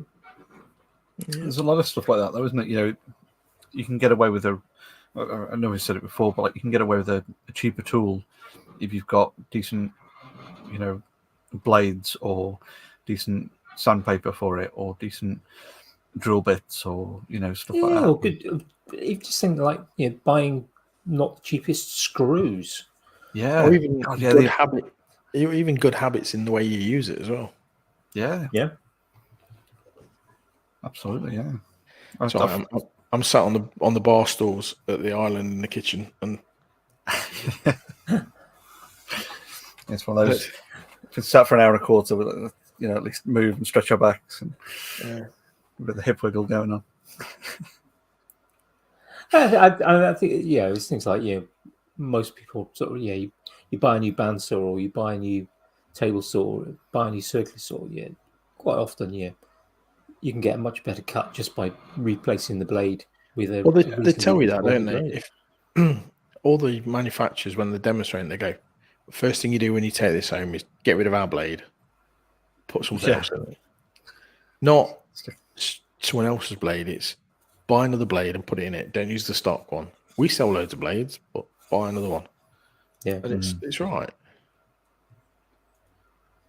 You don't know. You don't know if that blade's fully sharp. You don't know if it's the right blade for what you're going to be cutting. You might be ripping. You might be fine. Yeah, cross cutting. You might be fine. You need something that's fine. All of a sudden, it changes the way the material comes out, and it's the difference. But not everyone realizes that when they buy a tool. yeah. I think actually there's a lot to be said there, particularly if you're new to using power tools, and you think, right, I'm going to go and pick up a saw. Whether you go to B&Q or Screwfix or one of the tool specific places, FFX or DM Tools or whatever, and you buy this tool, you think, okay, right, I've been watching these videos. I know they're using a circular saw. I need to buy a circular saw. So you buy the circular saw, and it's got you're trying to do something that ideally you want an 80 tooth fine curved blade, and you've got something that's got at best 40 teeth. I was like, oh, just cut this. It's not really very good finish, is it? It's a little bit chipped. It's like, yeah, you probably haven't got the right blade. But I think that's something that maybe is missing sometimes from a lot of kind of YouTube sort of videos. Because there is that element of, as a YouTube maker, are you trying to educate? Are you trying to entertain? Are you trying to just document? Yeah. But of course, what your intention, and of course it might be a combination of those, Yeah. what your intention might be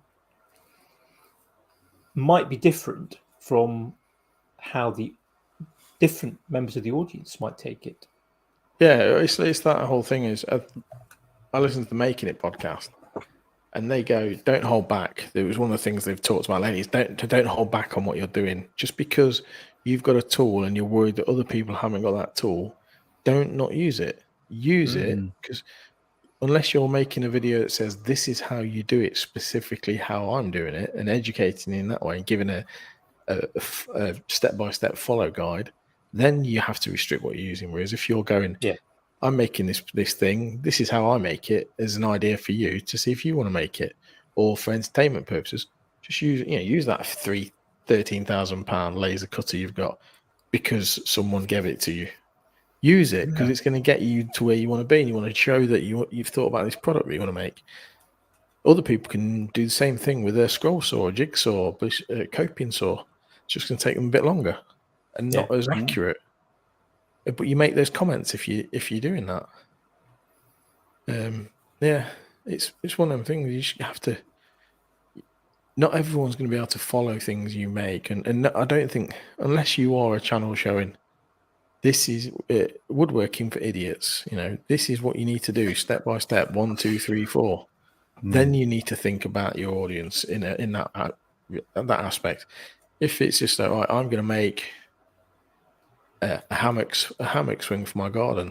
These are the tools I've got, and this is what I'm making it with. If you've got things that do it better or take a bit longer, use what you've got. But this is what I've got at hand, and all I'm doing is documenting what I'm making for me to lay in the sun. Yeah, that was a labour of love making that. It was an easy project, but it just took so long making it because it was so big. And even in my old double garage workshop, I had to do it on the drive. It was just I could not do it outside. I could not do it inside. Sorry, it's like No. So when you see these guys making a canoe in their little workshop, you're thinking, how are you possibly doing Little that? workshop, yeah. Yeah. Well, then you got the Al's Hack Shack approach of making a table bigger than the workshop, so extend the workshop to accommodate the size of the table you're making. It makes you think of like NCIS, where he used to make a boat in the bottom of his house, and you never knew how he got the boat out of the cellar. I've told this story before. With my stepmom, when she was on a work placement, when she was trying to be a nurse, she's at a residential care home, and there was reports one morning of a motorbike up on one of the upper floors, which of course everyone was baffled about and started handing out extra tablets for all the residents there. And it wasn't until they kind of did a bit more digging that they realised that a couple of the night shift workers had basically brought all the parts for a motorbike in and then built it in one of the stock rooms or one of the kind of the spare rooms, and then decided to take it for a spin along the corridor, and then realised it wouldn't fit in the lift, so they couldn't actually get it down and out of the building. So it was just back in one of the stock rooms when they found it. That's hilarious. I don't think I've ever built anything that I can't get out of the workshop, because if it's big, I don't finish it in the workshop. Yeah, you think about it enough, yeah. Yeah. It's like I built a skateboard ramp last year, and I built every component I could in the workshop, and then I assembled it outside. Luckily, it was a good few days, summer. Funny enough, that's the video I've got to do the voiceover on. I built it last year, videoed it last year, moved house, sit down and try and edit this video. I don't have an editing station anymore. I've got a standing desk for work. I don't have my multiple screens and voiceover stuff isn't here. It's in the workshop in boxes. I've had to buy a new mic for doing the voiceover on. So I'm slowly getting to it. So yeah, it's like that's there waiting to go. I'm like, you might notice, my hair's different. I might have put on a bit or lost a bit. It's a different house. My 9-year-old helper was 8 years old at the time when he helped me make it. Yeah. Sounds like you need a sort of, as you said sort of earlier, yeah, you sort of started off on kind of Instagram and sort of said, right, 40 days, going to got to get a video. If I don't do a video within 40 days, I'm going to just close the lockdown. Yeah. Sounds like you need another kind of I'm thinking challenge. I'm thinking of doing that because I've got stuff to do for Lumberjack. I've got stuff to do for me. I'm better when I'm busy, and because I've been on gardening leave, I've been concentrating on this and not thinking about that. And it's Paul keeps poking me to release the video. Paul keeps poking me to make new videos. Let's say I've got the dining table to make. I've got a skinny console table thing to go behind the sofa in the lounge. But that's full of electrics as well. That's nice to make. I've got a built-in bench seat for the dining room to make, which is probably about 8-9 foot wide. Yeah, there's lots of stuff on to do. Well, we're 9 days away from February. Yeah, so maybe you need a February challenge. Yeah, by the end of February. Release one video. Yeah. Deal, we'll hold you to that. It's out in the open now. I think I want to release the skateboard ramp before the end of this month. And I've got, what is it? It's the 22nd day. I've got 9 days to go, 8 days to go. 9 days, 8 days to go. And it's like, I've got time to do it. So I spent a lot of time doing the utility room last week, getting that squared away. So that's partitioned up, that's plasterboarded, ready for the plaster to come in. So I can't do anything else in there. The garden. Well, if you can't do anything else on it, sounds like perfect exactly time for me. The garden, I ripped all that out, took 8-9 ton of soil out of it, and put 8 ton of hardcore down, ready for the decking, first part of decking to go in. I've just got paint on the stairs and the hallway. I did them last year, but we're doing them again because I don't like the colour. Well, there you go. That's half a day tomorrow, and then you can edit for the rest of the day. Half a day. I like a fool. I panelled it last year, so I've got to be really careful. It's a trip to Screwfix in the morning. Get a spray gun. No, I've got one. I've got one, but it's I used it when we first moved into the property, and I sprayed all the rooms that were taking certain colours. You know, I sprayed them white, and half the rooms were one colour, half the rooms were another, and I didn't have all the electrics in at the time, so I was working at night and I didn't have lights. I had like a floor-mounted LED light, which was great. And then a few days later, you're looking at the spray coverage, going, it's a bit thin there. I've took all the masking down now. I'll leave it. She won't notice. She did. She did. She noticed it. I notice it now as well. So you can't sit in those rooms anymore. You're just staring at that and nothing else. Yeah, you do. Yeah. So yeah, it's I've got a few bits to do, but yeah, I'll have a video. I'll have that skate video out by the end of this month, and then it'll be concentrating on the workshop move video, and then the content for my good friends down in Wolverhampton. Sounds good. Looking forward to it. Yeah, and then Maker Central, where hey, that's going to be fun. 2 days in Birmingham again. Yeah. So do you go for? Do you do just 2 days? No, are you a kind of 4-day approach? 4 day?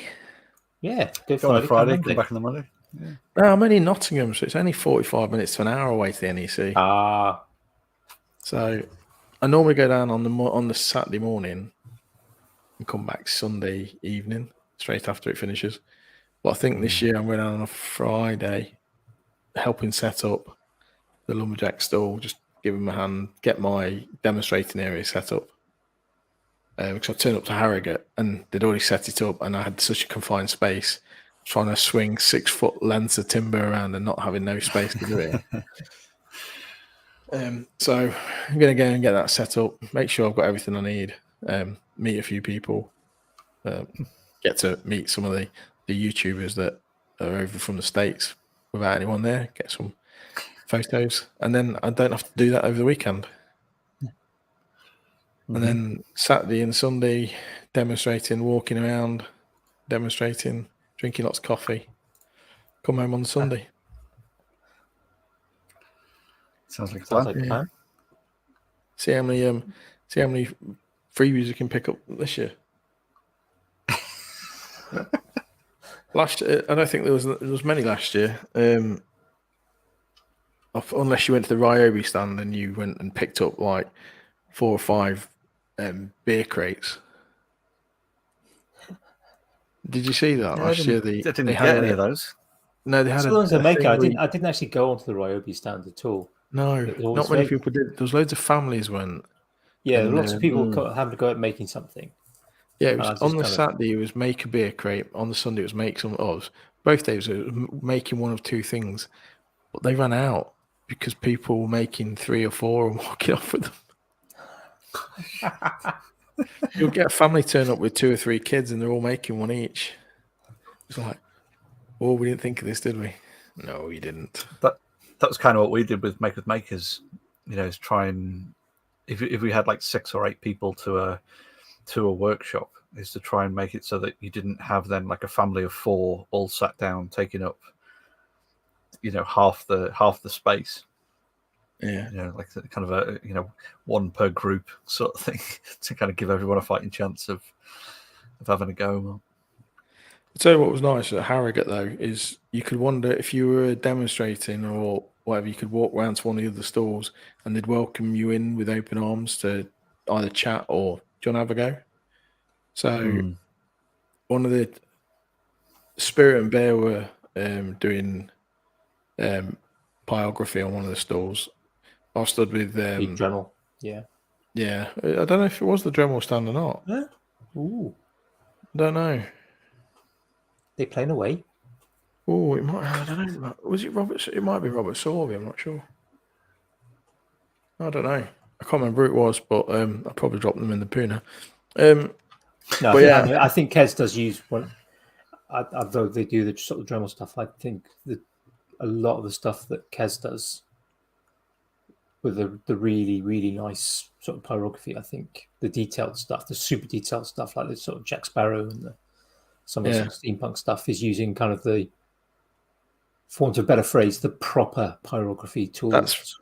It was a very definitive pyrography stand they were on. So that I was there.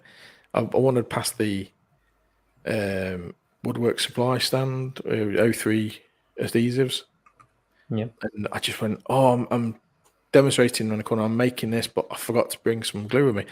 Yeah, help yourself. Take some. Oh, thanks.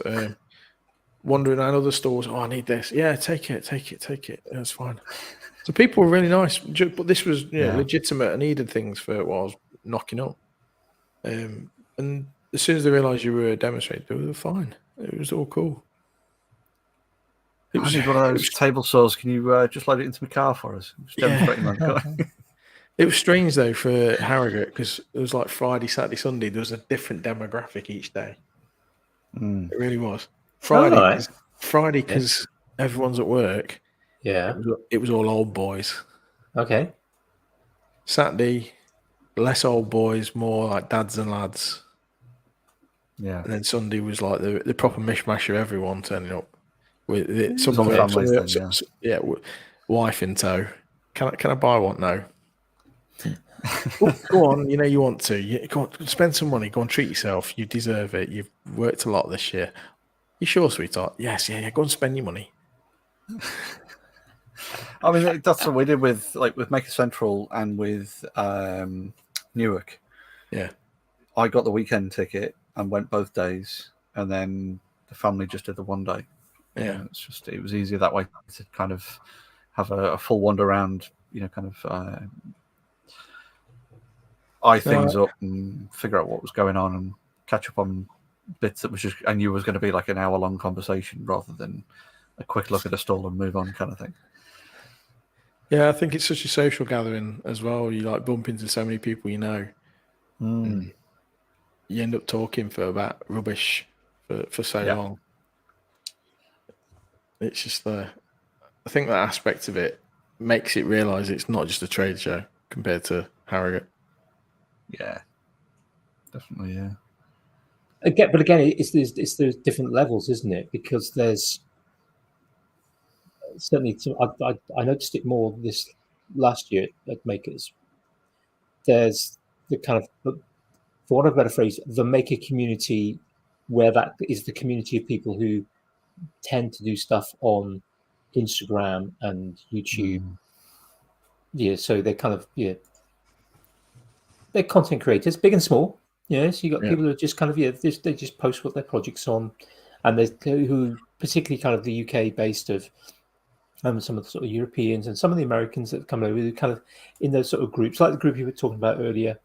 Yeah, they're kind of there's that cooperative element, and so there's a lot of kind of conversations taking place. People kind of meeting for the first time, even though they've had lengthy conversations through text or through video calls, and then you can sort of see the sort of people who are turning up, often kind of a family group, and they've heard about this sort of maker thing, and maybe they watch some of the bigger named YouTubers on, and they're used to watching those, and they will probably tend to be the ones who will queue up for quite a long time in order to go and talk to the likes of Jimmy, and they're wandering around and they're often sort of buying stuff, and they don't have stickers to swap, and they don't have kind of things, but they're kind of going, oh look, there's that person, I've seen your videos, or sort of see them sort of queuing up sort of nicely to talk to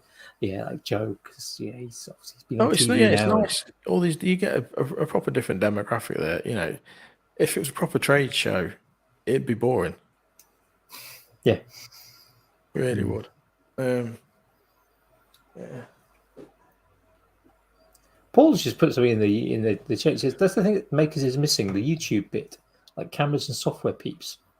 Yeah, they try to speaking shout. to Nick in 2018, because I was this is where my relationship with Bob Claggett works wonders, is the fact that I stood with Bob and his wife talking, and Nick Zametti came along and started talking to Bob, and I sat wigging into the conversation kind of thing, and it was like, oh yeah, we try to bring YouTube down, some people from YouTube to come and sit here and talk to smaller makers and content creators and give them advice and all this, and they were hesitant to at the time. They might do it this year, who knows? But I think I've. Am I right in thinking that Maker Central's actually been sold, the business? It's not been sold as such, as I understand it. It's been kind of passed along to be the event to be run by another specialist events company that deals with a craft based events. Okay. So they're kind of running the actual event to try and make it a bit more of a less of a loss leader. It'd be interesting to see how that kind of affects kind of will it be noticeable other than the kind of tiny little footnote on the webpage that kind of sort of gives it away as the kind of the organization that have taken it over. But it'd be interesting to see if kind of if you turn up on the day, you bought your ticket or somebody's bought the ticket for you, so you haven't even looked at the website, but you then walk in, having maybe previously been, will people notice a difference? It'd be interesting to see what big people they get there as well. I think what you were saying about the families coming along with the kids, having the Furzes of the world there has brought more people in to see, and that was great. Yeah, definitely. Yeah, the fact that he was there last year, but he was there as a guest, just wandering around. I had a wonderful chat with him at the ice sculpture. I was just him and his lad. Just they were his lad. In fact, yeah, there were a couple of kids having a go carving the ice, and he was just stood, just there. No crowd, no nothing. Obviously, people just didn't recognize him or whatever. He wasn't wearing the full uniform with the safety tie. He was just there in his skivvies kind of thing. Just had a natter about, he lives not too far away from me. So we were just sort of gabbing about local area and various roads that we've,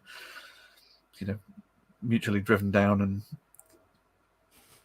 chatting crap about the weather. And, it's just like super down to earth, just chatting about local crap, not, I think in the one before, I ended up being his cameraman for about half an hour, because people kept turning up to have their photo taken, and no one would hold the camera for. I just stood there taking photos. I was like, "Do you want to do this?" Yeah, okay, fine. Yeah, it's great.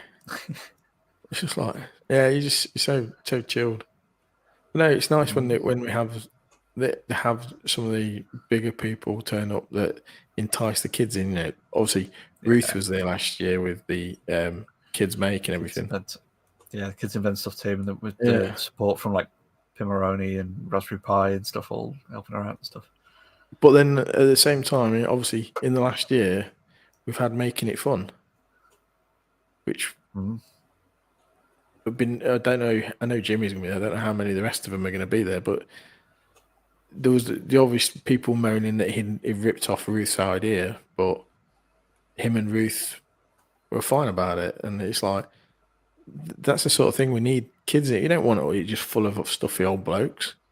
You want everyone there, and the kids getting involved and kids getting passionate about it. That was the great thing about the Jenga that John did, because that was just this kid magnet thing right in the center of. Yeah, I got a wonderful photo of Joe, average Joe, kind of under this tumbling tower of Jenga blocks as he's kind of pulled the last brick out. It's just kind of gone. Yeah, it's smack bang dead center of the event as well. It's perfect for that. Drawing in the next generation of makers. It's like the first year we were there. Was, Nick's little lad was there, Charlie. He'd not long had his YouTube channel up, and he was walking around trying to promote that. It was just so cute. It's like, my dad can do it, so can I. Yeah. It's like, yeah. And it's like, what's Furs Junior gonna do? Nothing the world will be ready for. He's gonna wipe Stamford off the map. That's where it starts to build the bunker. Yeah. Unlike my dad, I don't have a qualification in plumbing, so there might be some gas leaks.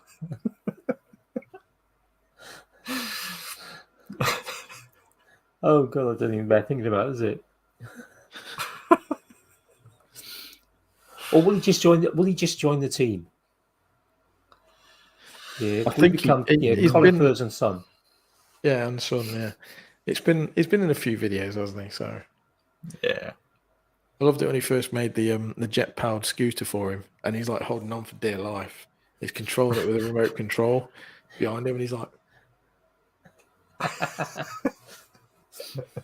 your dad's famous for driving a bloody mobility scooter at 78, 80 mile an hour down the road. You're the scooter. Yeah. Oh, you imagine the Hoverbike. amount of kind of cool points it gets, when you turn up to school and it's like, yeah, right, okay, right. What does your dad do? Oh, he's a fireman. Oh, what does your dad do? Oh, yeah, he's a doctor. What does your dad do? Oh, yeah, he's a pilot. Yeah, okay. Oh, that's really cool. All right, what does your dad do? Oh, he works in a shop. Well, what does your dad do? All right, he's a plumber. Right, what does your dad do? Well, my last make name's stuff. Furs. Blows stuff up on the internet. Yeah. Turns the internet up to 11. Yeah. Yeah. See, I had a freaky one because when we moved house, I'd gone from a house which was down a little dirt track, hidden away. No one could get access to the garden. It was great for making stuff. No one knew what I did. Moved house, middle of an estate, or not. It's the last road of an old estate full of old people. Post office across the road, corner shop across the road, denture clinic, and blue rinse hair brigade across the road as well. But it's literally, 80 yards that way, farmers' fields, and then the next village with a pub. You go 500 yards that way, you've got another pub and another village. So that's how out of the way it is. But my workshop's in the centre of the local market town. It's only 5 minutes, 4 minutes in the car away. But I walked across the road to the corner shop, came out with a bottle of wine, and there's a group of 3 adults walking along, 2 women and a bloke, and the women went, "You're Shaun in the shed." I was like, "Pardon?" She says, "You're Shaun in the shed." Yeah. Is that an accusation or a question? I just went, yeah. She went, "My Gary likes you watching your videos." And I looked at the bloke, he went, "No, not me." And then I got a message the next day from Gary going, "I gather my missus said hello to you yesterday." I went, "Yeah." And it's someone I had interacted with locally, but never knew where he lived. And they literally live 2 doors over the back. And he's got a workshop I can see from my stepson's bedroom. And yeah, it just freaked me out. It's one of the few times it's ever happened. It just freaked me out terribly. I'm like, whoa. Yeah, bear in mind, I walk around with 9 times out of 10, I got a logo on my t-shirt or something. But no one ever says anything. But yeah. The price of fame. Yeah. I wish.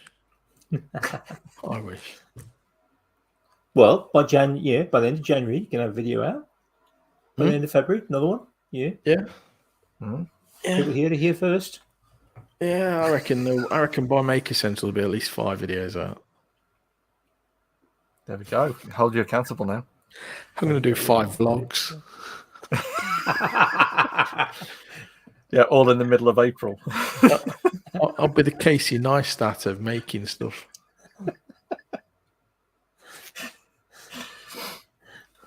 Yeah. One of the things I've got to do at the moment is that for the I've got to do like a top-down camera angle to the desk and do a drawing to explain something and video it while I'm drawing it out, which is fine. It's just trying to get the camera angle right. I had all these notes. No, I had all these notes. What all the drawing was meant to be, and the angles and everything to explain. It's a bit of trigonometry when it comes to doing the skateboard ramp, because it's not a quarter of a circle. It's a section of that quarter of a circle starting at a certain point, and you can't just put a compass on a piece of wood and go, oh look, there's the angle you need to cut. You have to offset it by. It was just trying to explain it. Explain it verbally doesn't work. Yeah, I did it in a video with pieces of wood on the floor, which showed how I was cutting it and where it didn't work. So that bit of the video's got scrapped. So I just need to like draw a thing and go, right, this is the angle. No, that's not what we're going to do. We need to do like this kind of thing. But yeah, there was a piece of software I bought to do cartoons and stuff with. It was, I got suckered into it ages ago. What's it called? You know, one of these bloody YouTube adverts, Doodly. Oh yeah. I looked at that a couple of years ago when it sort of first came out. There was lots of adverts about it, and I kind of looked at it, but I didn't. Yeah, I didn't. I bought it. I've used it a couple of times. Like done like diagrams on like measurements showing stuff, but I just couldn't. Trying to do it with circles and things just didn't work. And I wanted to do like a whiteboard or a chalkboard example. So in the end, I've got an A3 drawing pad. I've got a camera. I've got some Sharpies. I'm going to go old school. Yeah. I would have done it on the whiteboard, but I've got two whiteboards in the workshop, and one's covered in stickers, so I can't use that. And the other one is on the floor behind about 3 sheets of plywood, so I can't get to it at the moment. But the important thing with the workshop, when I first set it up, I put the old TV on the wall so I can watch TV down there. And because there's a micro pub next door, I blagged their Wi-Fi off them when I first moved in. So my TV is hooked up to their Wi-Fi. So I've got my Amazon Fire Sticks working fine. My computer's working fine. And I used to go down there from my normal job and work down there if I needed a bit of quiet time. And it was fine. Until someone said, can you put your camera on? Oh, yeah, I'm in the workshop. Because I've got a HD camera down there as well, as opposed to this. Got a massive wide screen camera. You just say you got workmen in the house and it's too noisy to... Oh, no, I did. Oh, yeah, the workmen are down the house again doing the renovations. I've come down here out of the way. Yeah. Yeah, and the dog's still at the house. Yeah. Oh, yeah. Oh, no, one of the dogs has got a bed in the workshop. The youngest dog doesn't understand the workshop. He wants to get in, but as soon as when we had the mitre saw on the back garden, when we were framing out a couple of stud walls, you'd spin the mitre saw up and he'd come and try and bite the blade. Yeah.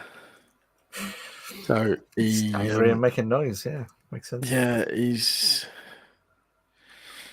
and I took him down the workshop and did the same again. He didn't do it that time. And he just sat growling at the table saw.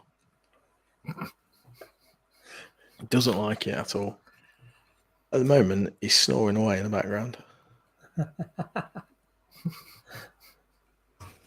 Sensible, really, to be honest. Yeah, indeed. Probably a good point to thinking about sort of snoring. Probably we all want to be doing the same soon ourselves. So it's probably time to start thinking about the things that have been grabbing our attention, which are those things that we may have been doing or are going to be. Obviously, you've already mentioned the videos we're putting out. So, yeah, whether it's things you've watched, listened to, read, are going to, things that you're working on, have worked on, doesn't really matter. Multiple things. So, yeah.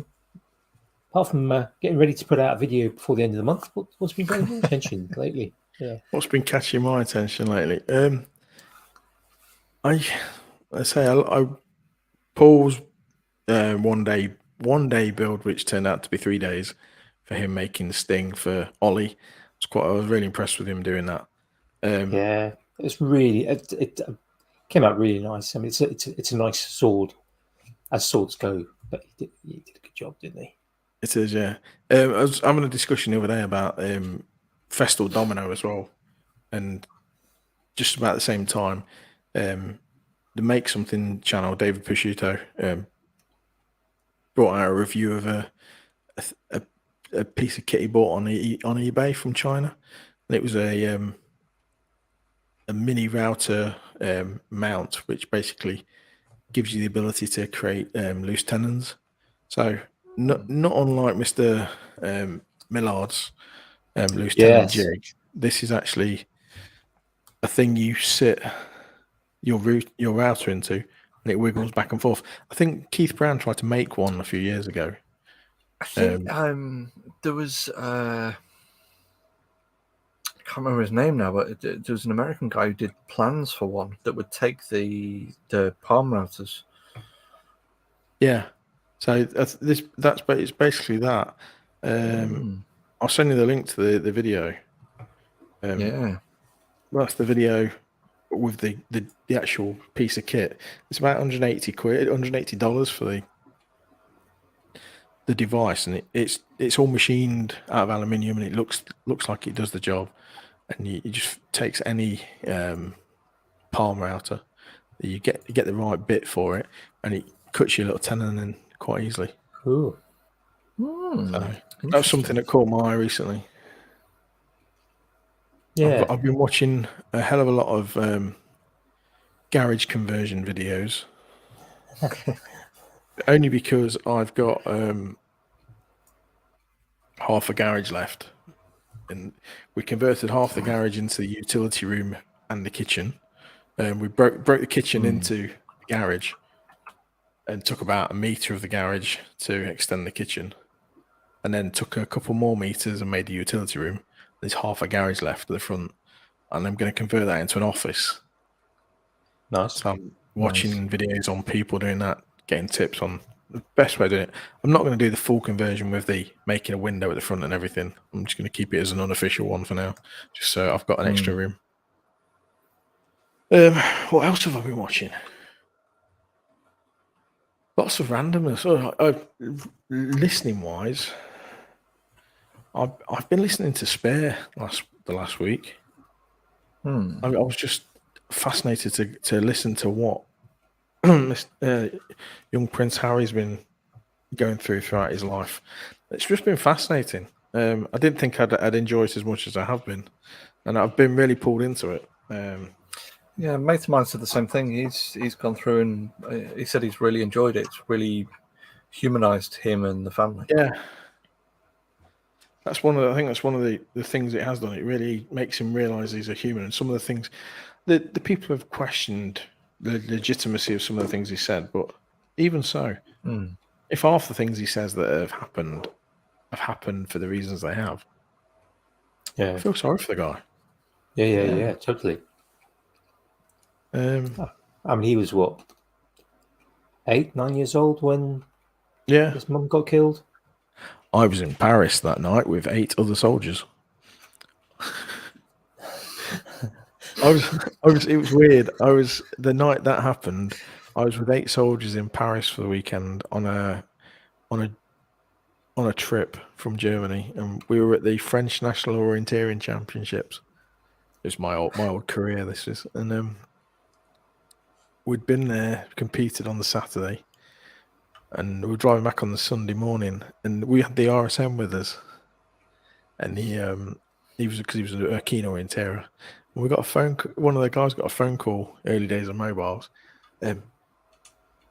Diana's dead, and we were like, "Oh crap!" Because the RSM, the Regimental Sergeant Major, his wife was called Diana, and we thought it was her that had died, and we were all panicking, and then they then got it on the news on Radio 4 Longwave in the van, the minibus, and we realised who it was. We're like, sigh of relief, and then it then started daunting on us what the impact of it was going to be. But it felt really weird that there was eight soldiers just in the middle of Paris at the same time. But yeah, it was very humanising to him, and very making you question a lot of things that have been, and a lot of things from the press perspective as well. Yeah. I have no faith in the mainstream press in terms of reporting things in a fair and appropriate manner. Mm. Yeah. I'm trying to think what else I've watched on YouTube lately. I've been, yeah, it's really my I've been watching lots of sports videos randomly, watching lots of highlights from the NFL. Interesting. I don't know. Oh, it's because my team decided to make it to the playoffs for the first time in 10 years or 8 years. So it was like, oh yeah, I must watch that.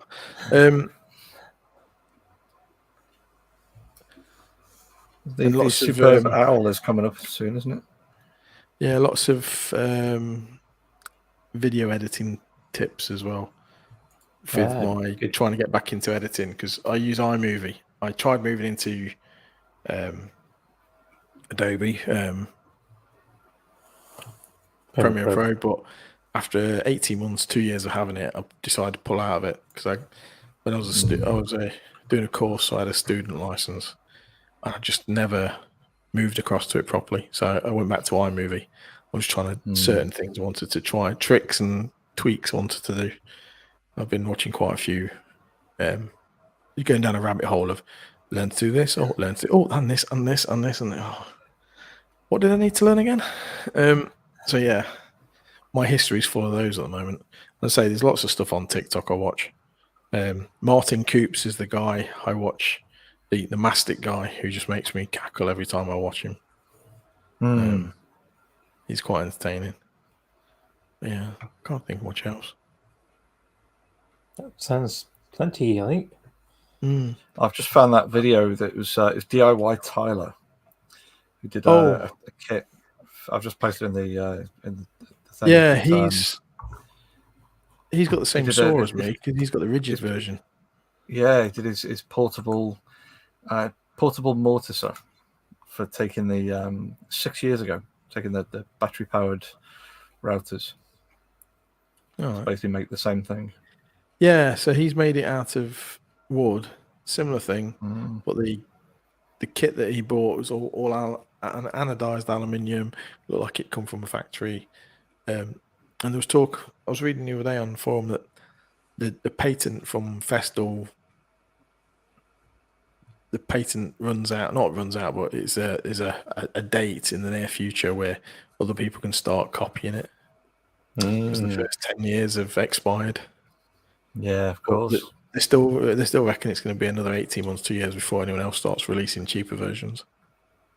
Nah, the day that probably before that patent expires, there'll be a handful you can order on AliExpress. Yeah, absolutely. Yeah, and I bet kind of Bosch or someone will bring something out.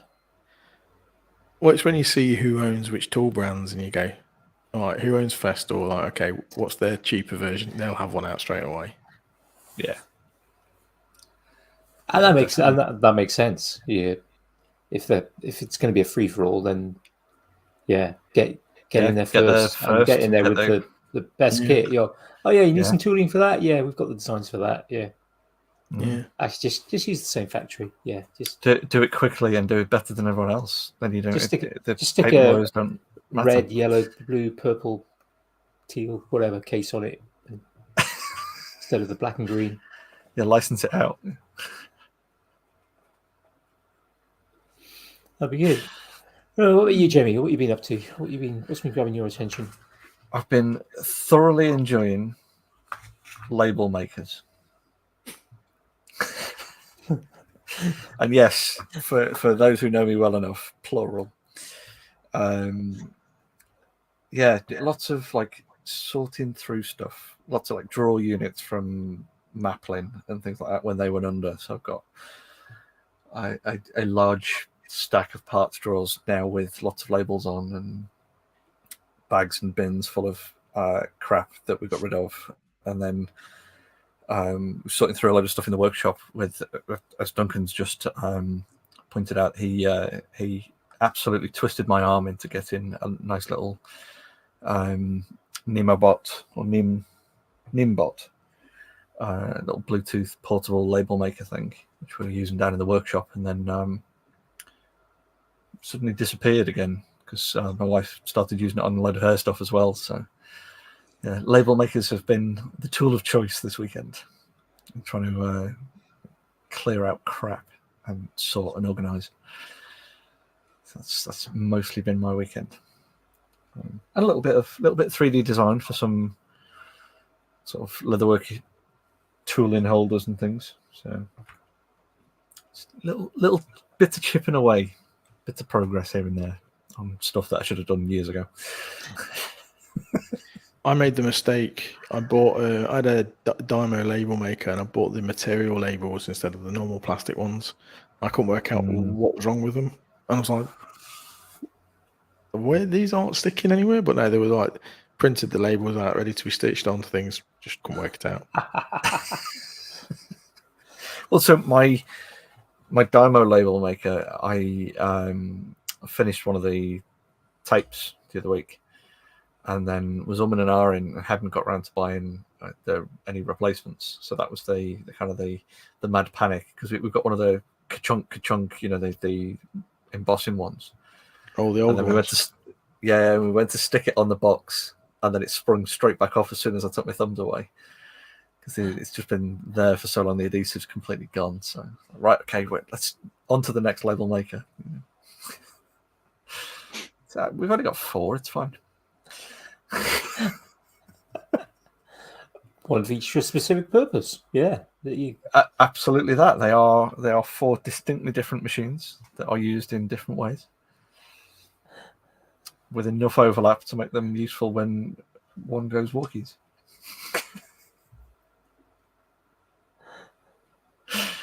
How about you, Andy? What's been growing yours? Was mentioned last week. Did first aid course this last week. You did? Mentioned. Past that, I think at the written assessment, multiple choice tick the box assessment at the end. I think I took 6 minutes to do. I finished kind of considerably faster than the other 7 guys that were on the course. It was. It was an average course. A lot of the others really enjoyed it, and some of them hadn't done first aid courses before, and so they enjoyed it and found it useful. For me, it was average. It was nowhere near the worst first aid course I've ever been on, but it was nowhere near the best either. So it was fairly average. But I have done probably more than the average number of first aid courses and have been heavily involved. But at the start, the guy asked, "What's your backgrounds with first aid? What sort of first aid course have you done? What sort of training you had?" It was just like, I listed off some, didn't even mention all of it. I listed off some of mine. It was just like, okay. Would you like to do the course for me? I could, apart from not actually being qualified to, I could have done based on being, I think, a better teacher than he was, and having probably nearly as much experience at kind of teaching first aid.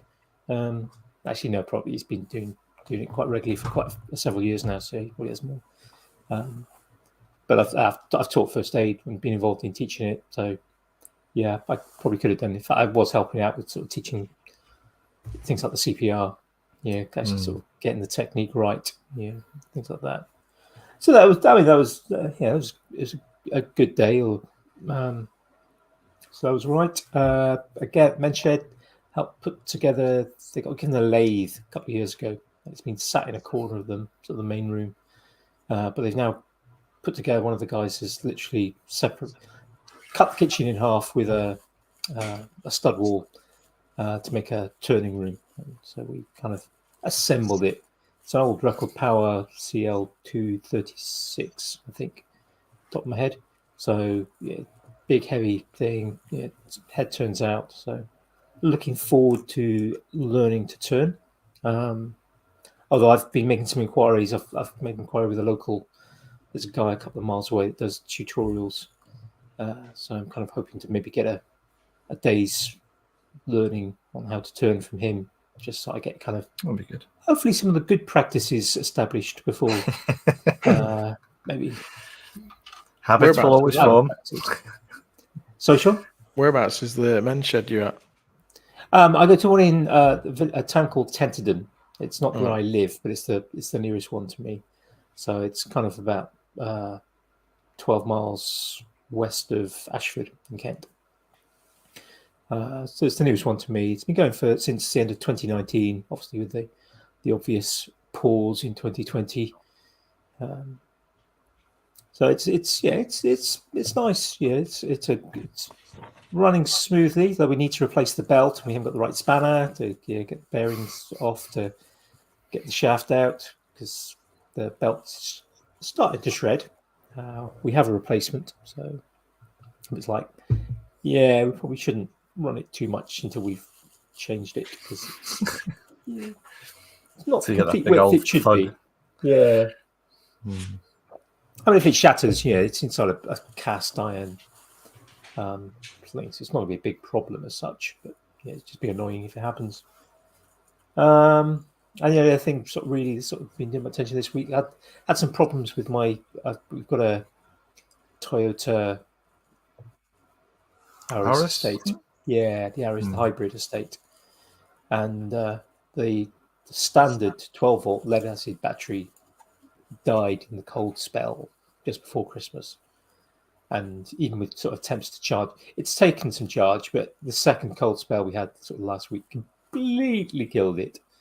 And okay, so get the every time I open the door the last few weeks, the alarm's been going off because there's just been just enough power or you actually no power, so you sort of get the bonnet open to get to the charging point, and it's like, and you put a charge in it, and the alarm starts going off. So kind of don't do that at the night.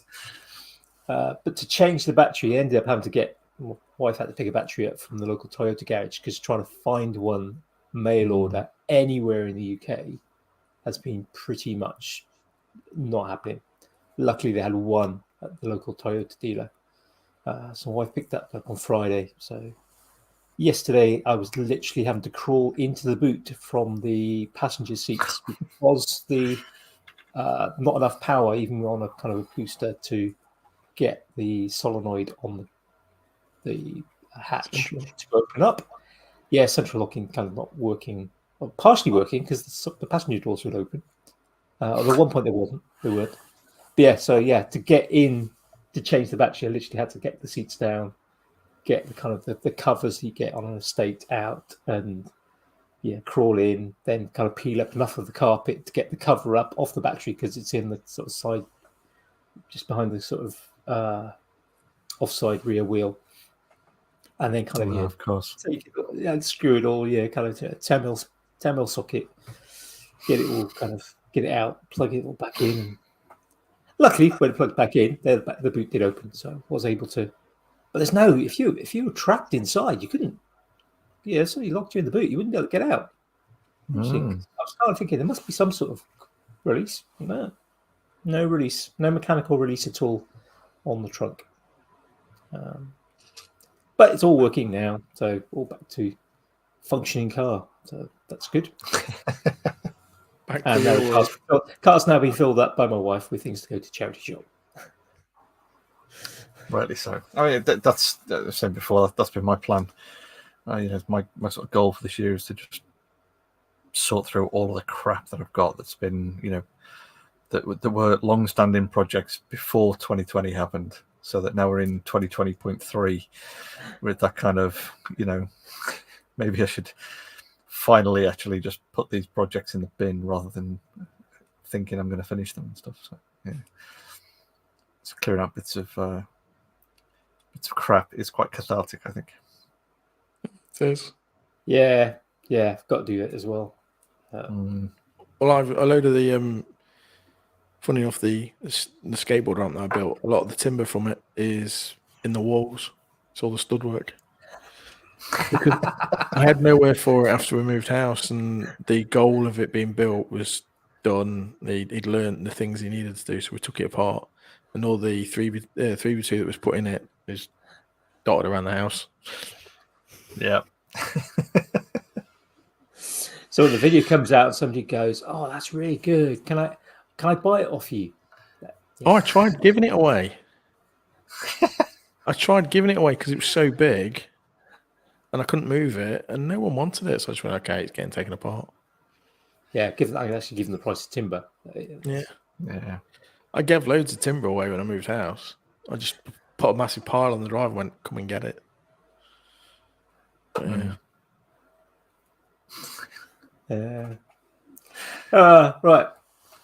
Sure. Where can people find you if they haven't already worked it out from the title and the things we've said this evening? I made it easy when I first started. I went and checked, and I could get the same username on everything. So it's Shaun in the Shed. Everything, that's TikTok, Instagram, YouTube, Facebook, Twitter sometimes. So, MySpace, Bebo, Facebook. No. I also, ShaunInTheShed.com's also sitting there as well, and .co.uk. They all point to the YouTube channel at the moment, but yeah. Good. Yeah. It's been a pleasure. Cheers, gentlemen. Thank you for joining we look forward to seeing the videos soon. And well, Paul's already mentioned that he's going to be chasing you. It's pretty on his list to chase you. So we'll definitely. I'll probably get a phone call. Responsibility over. I'll get a phone call tomorrow, no doubt, of him. Rightly so. Yeah. Right. We shall say goodbye to our listeners, and we shall hopefully everyone have a good week, and we'll see you all next week. Bye, folks. Indeed. Bye. See you all later.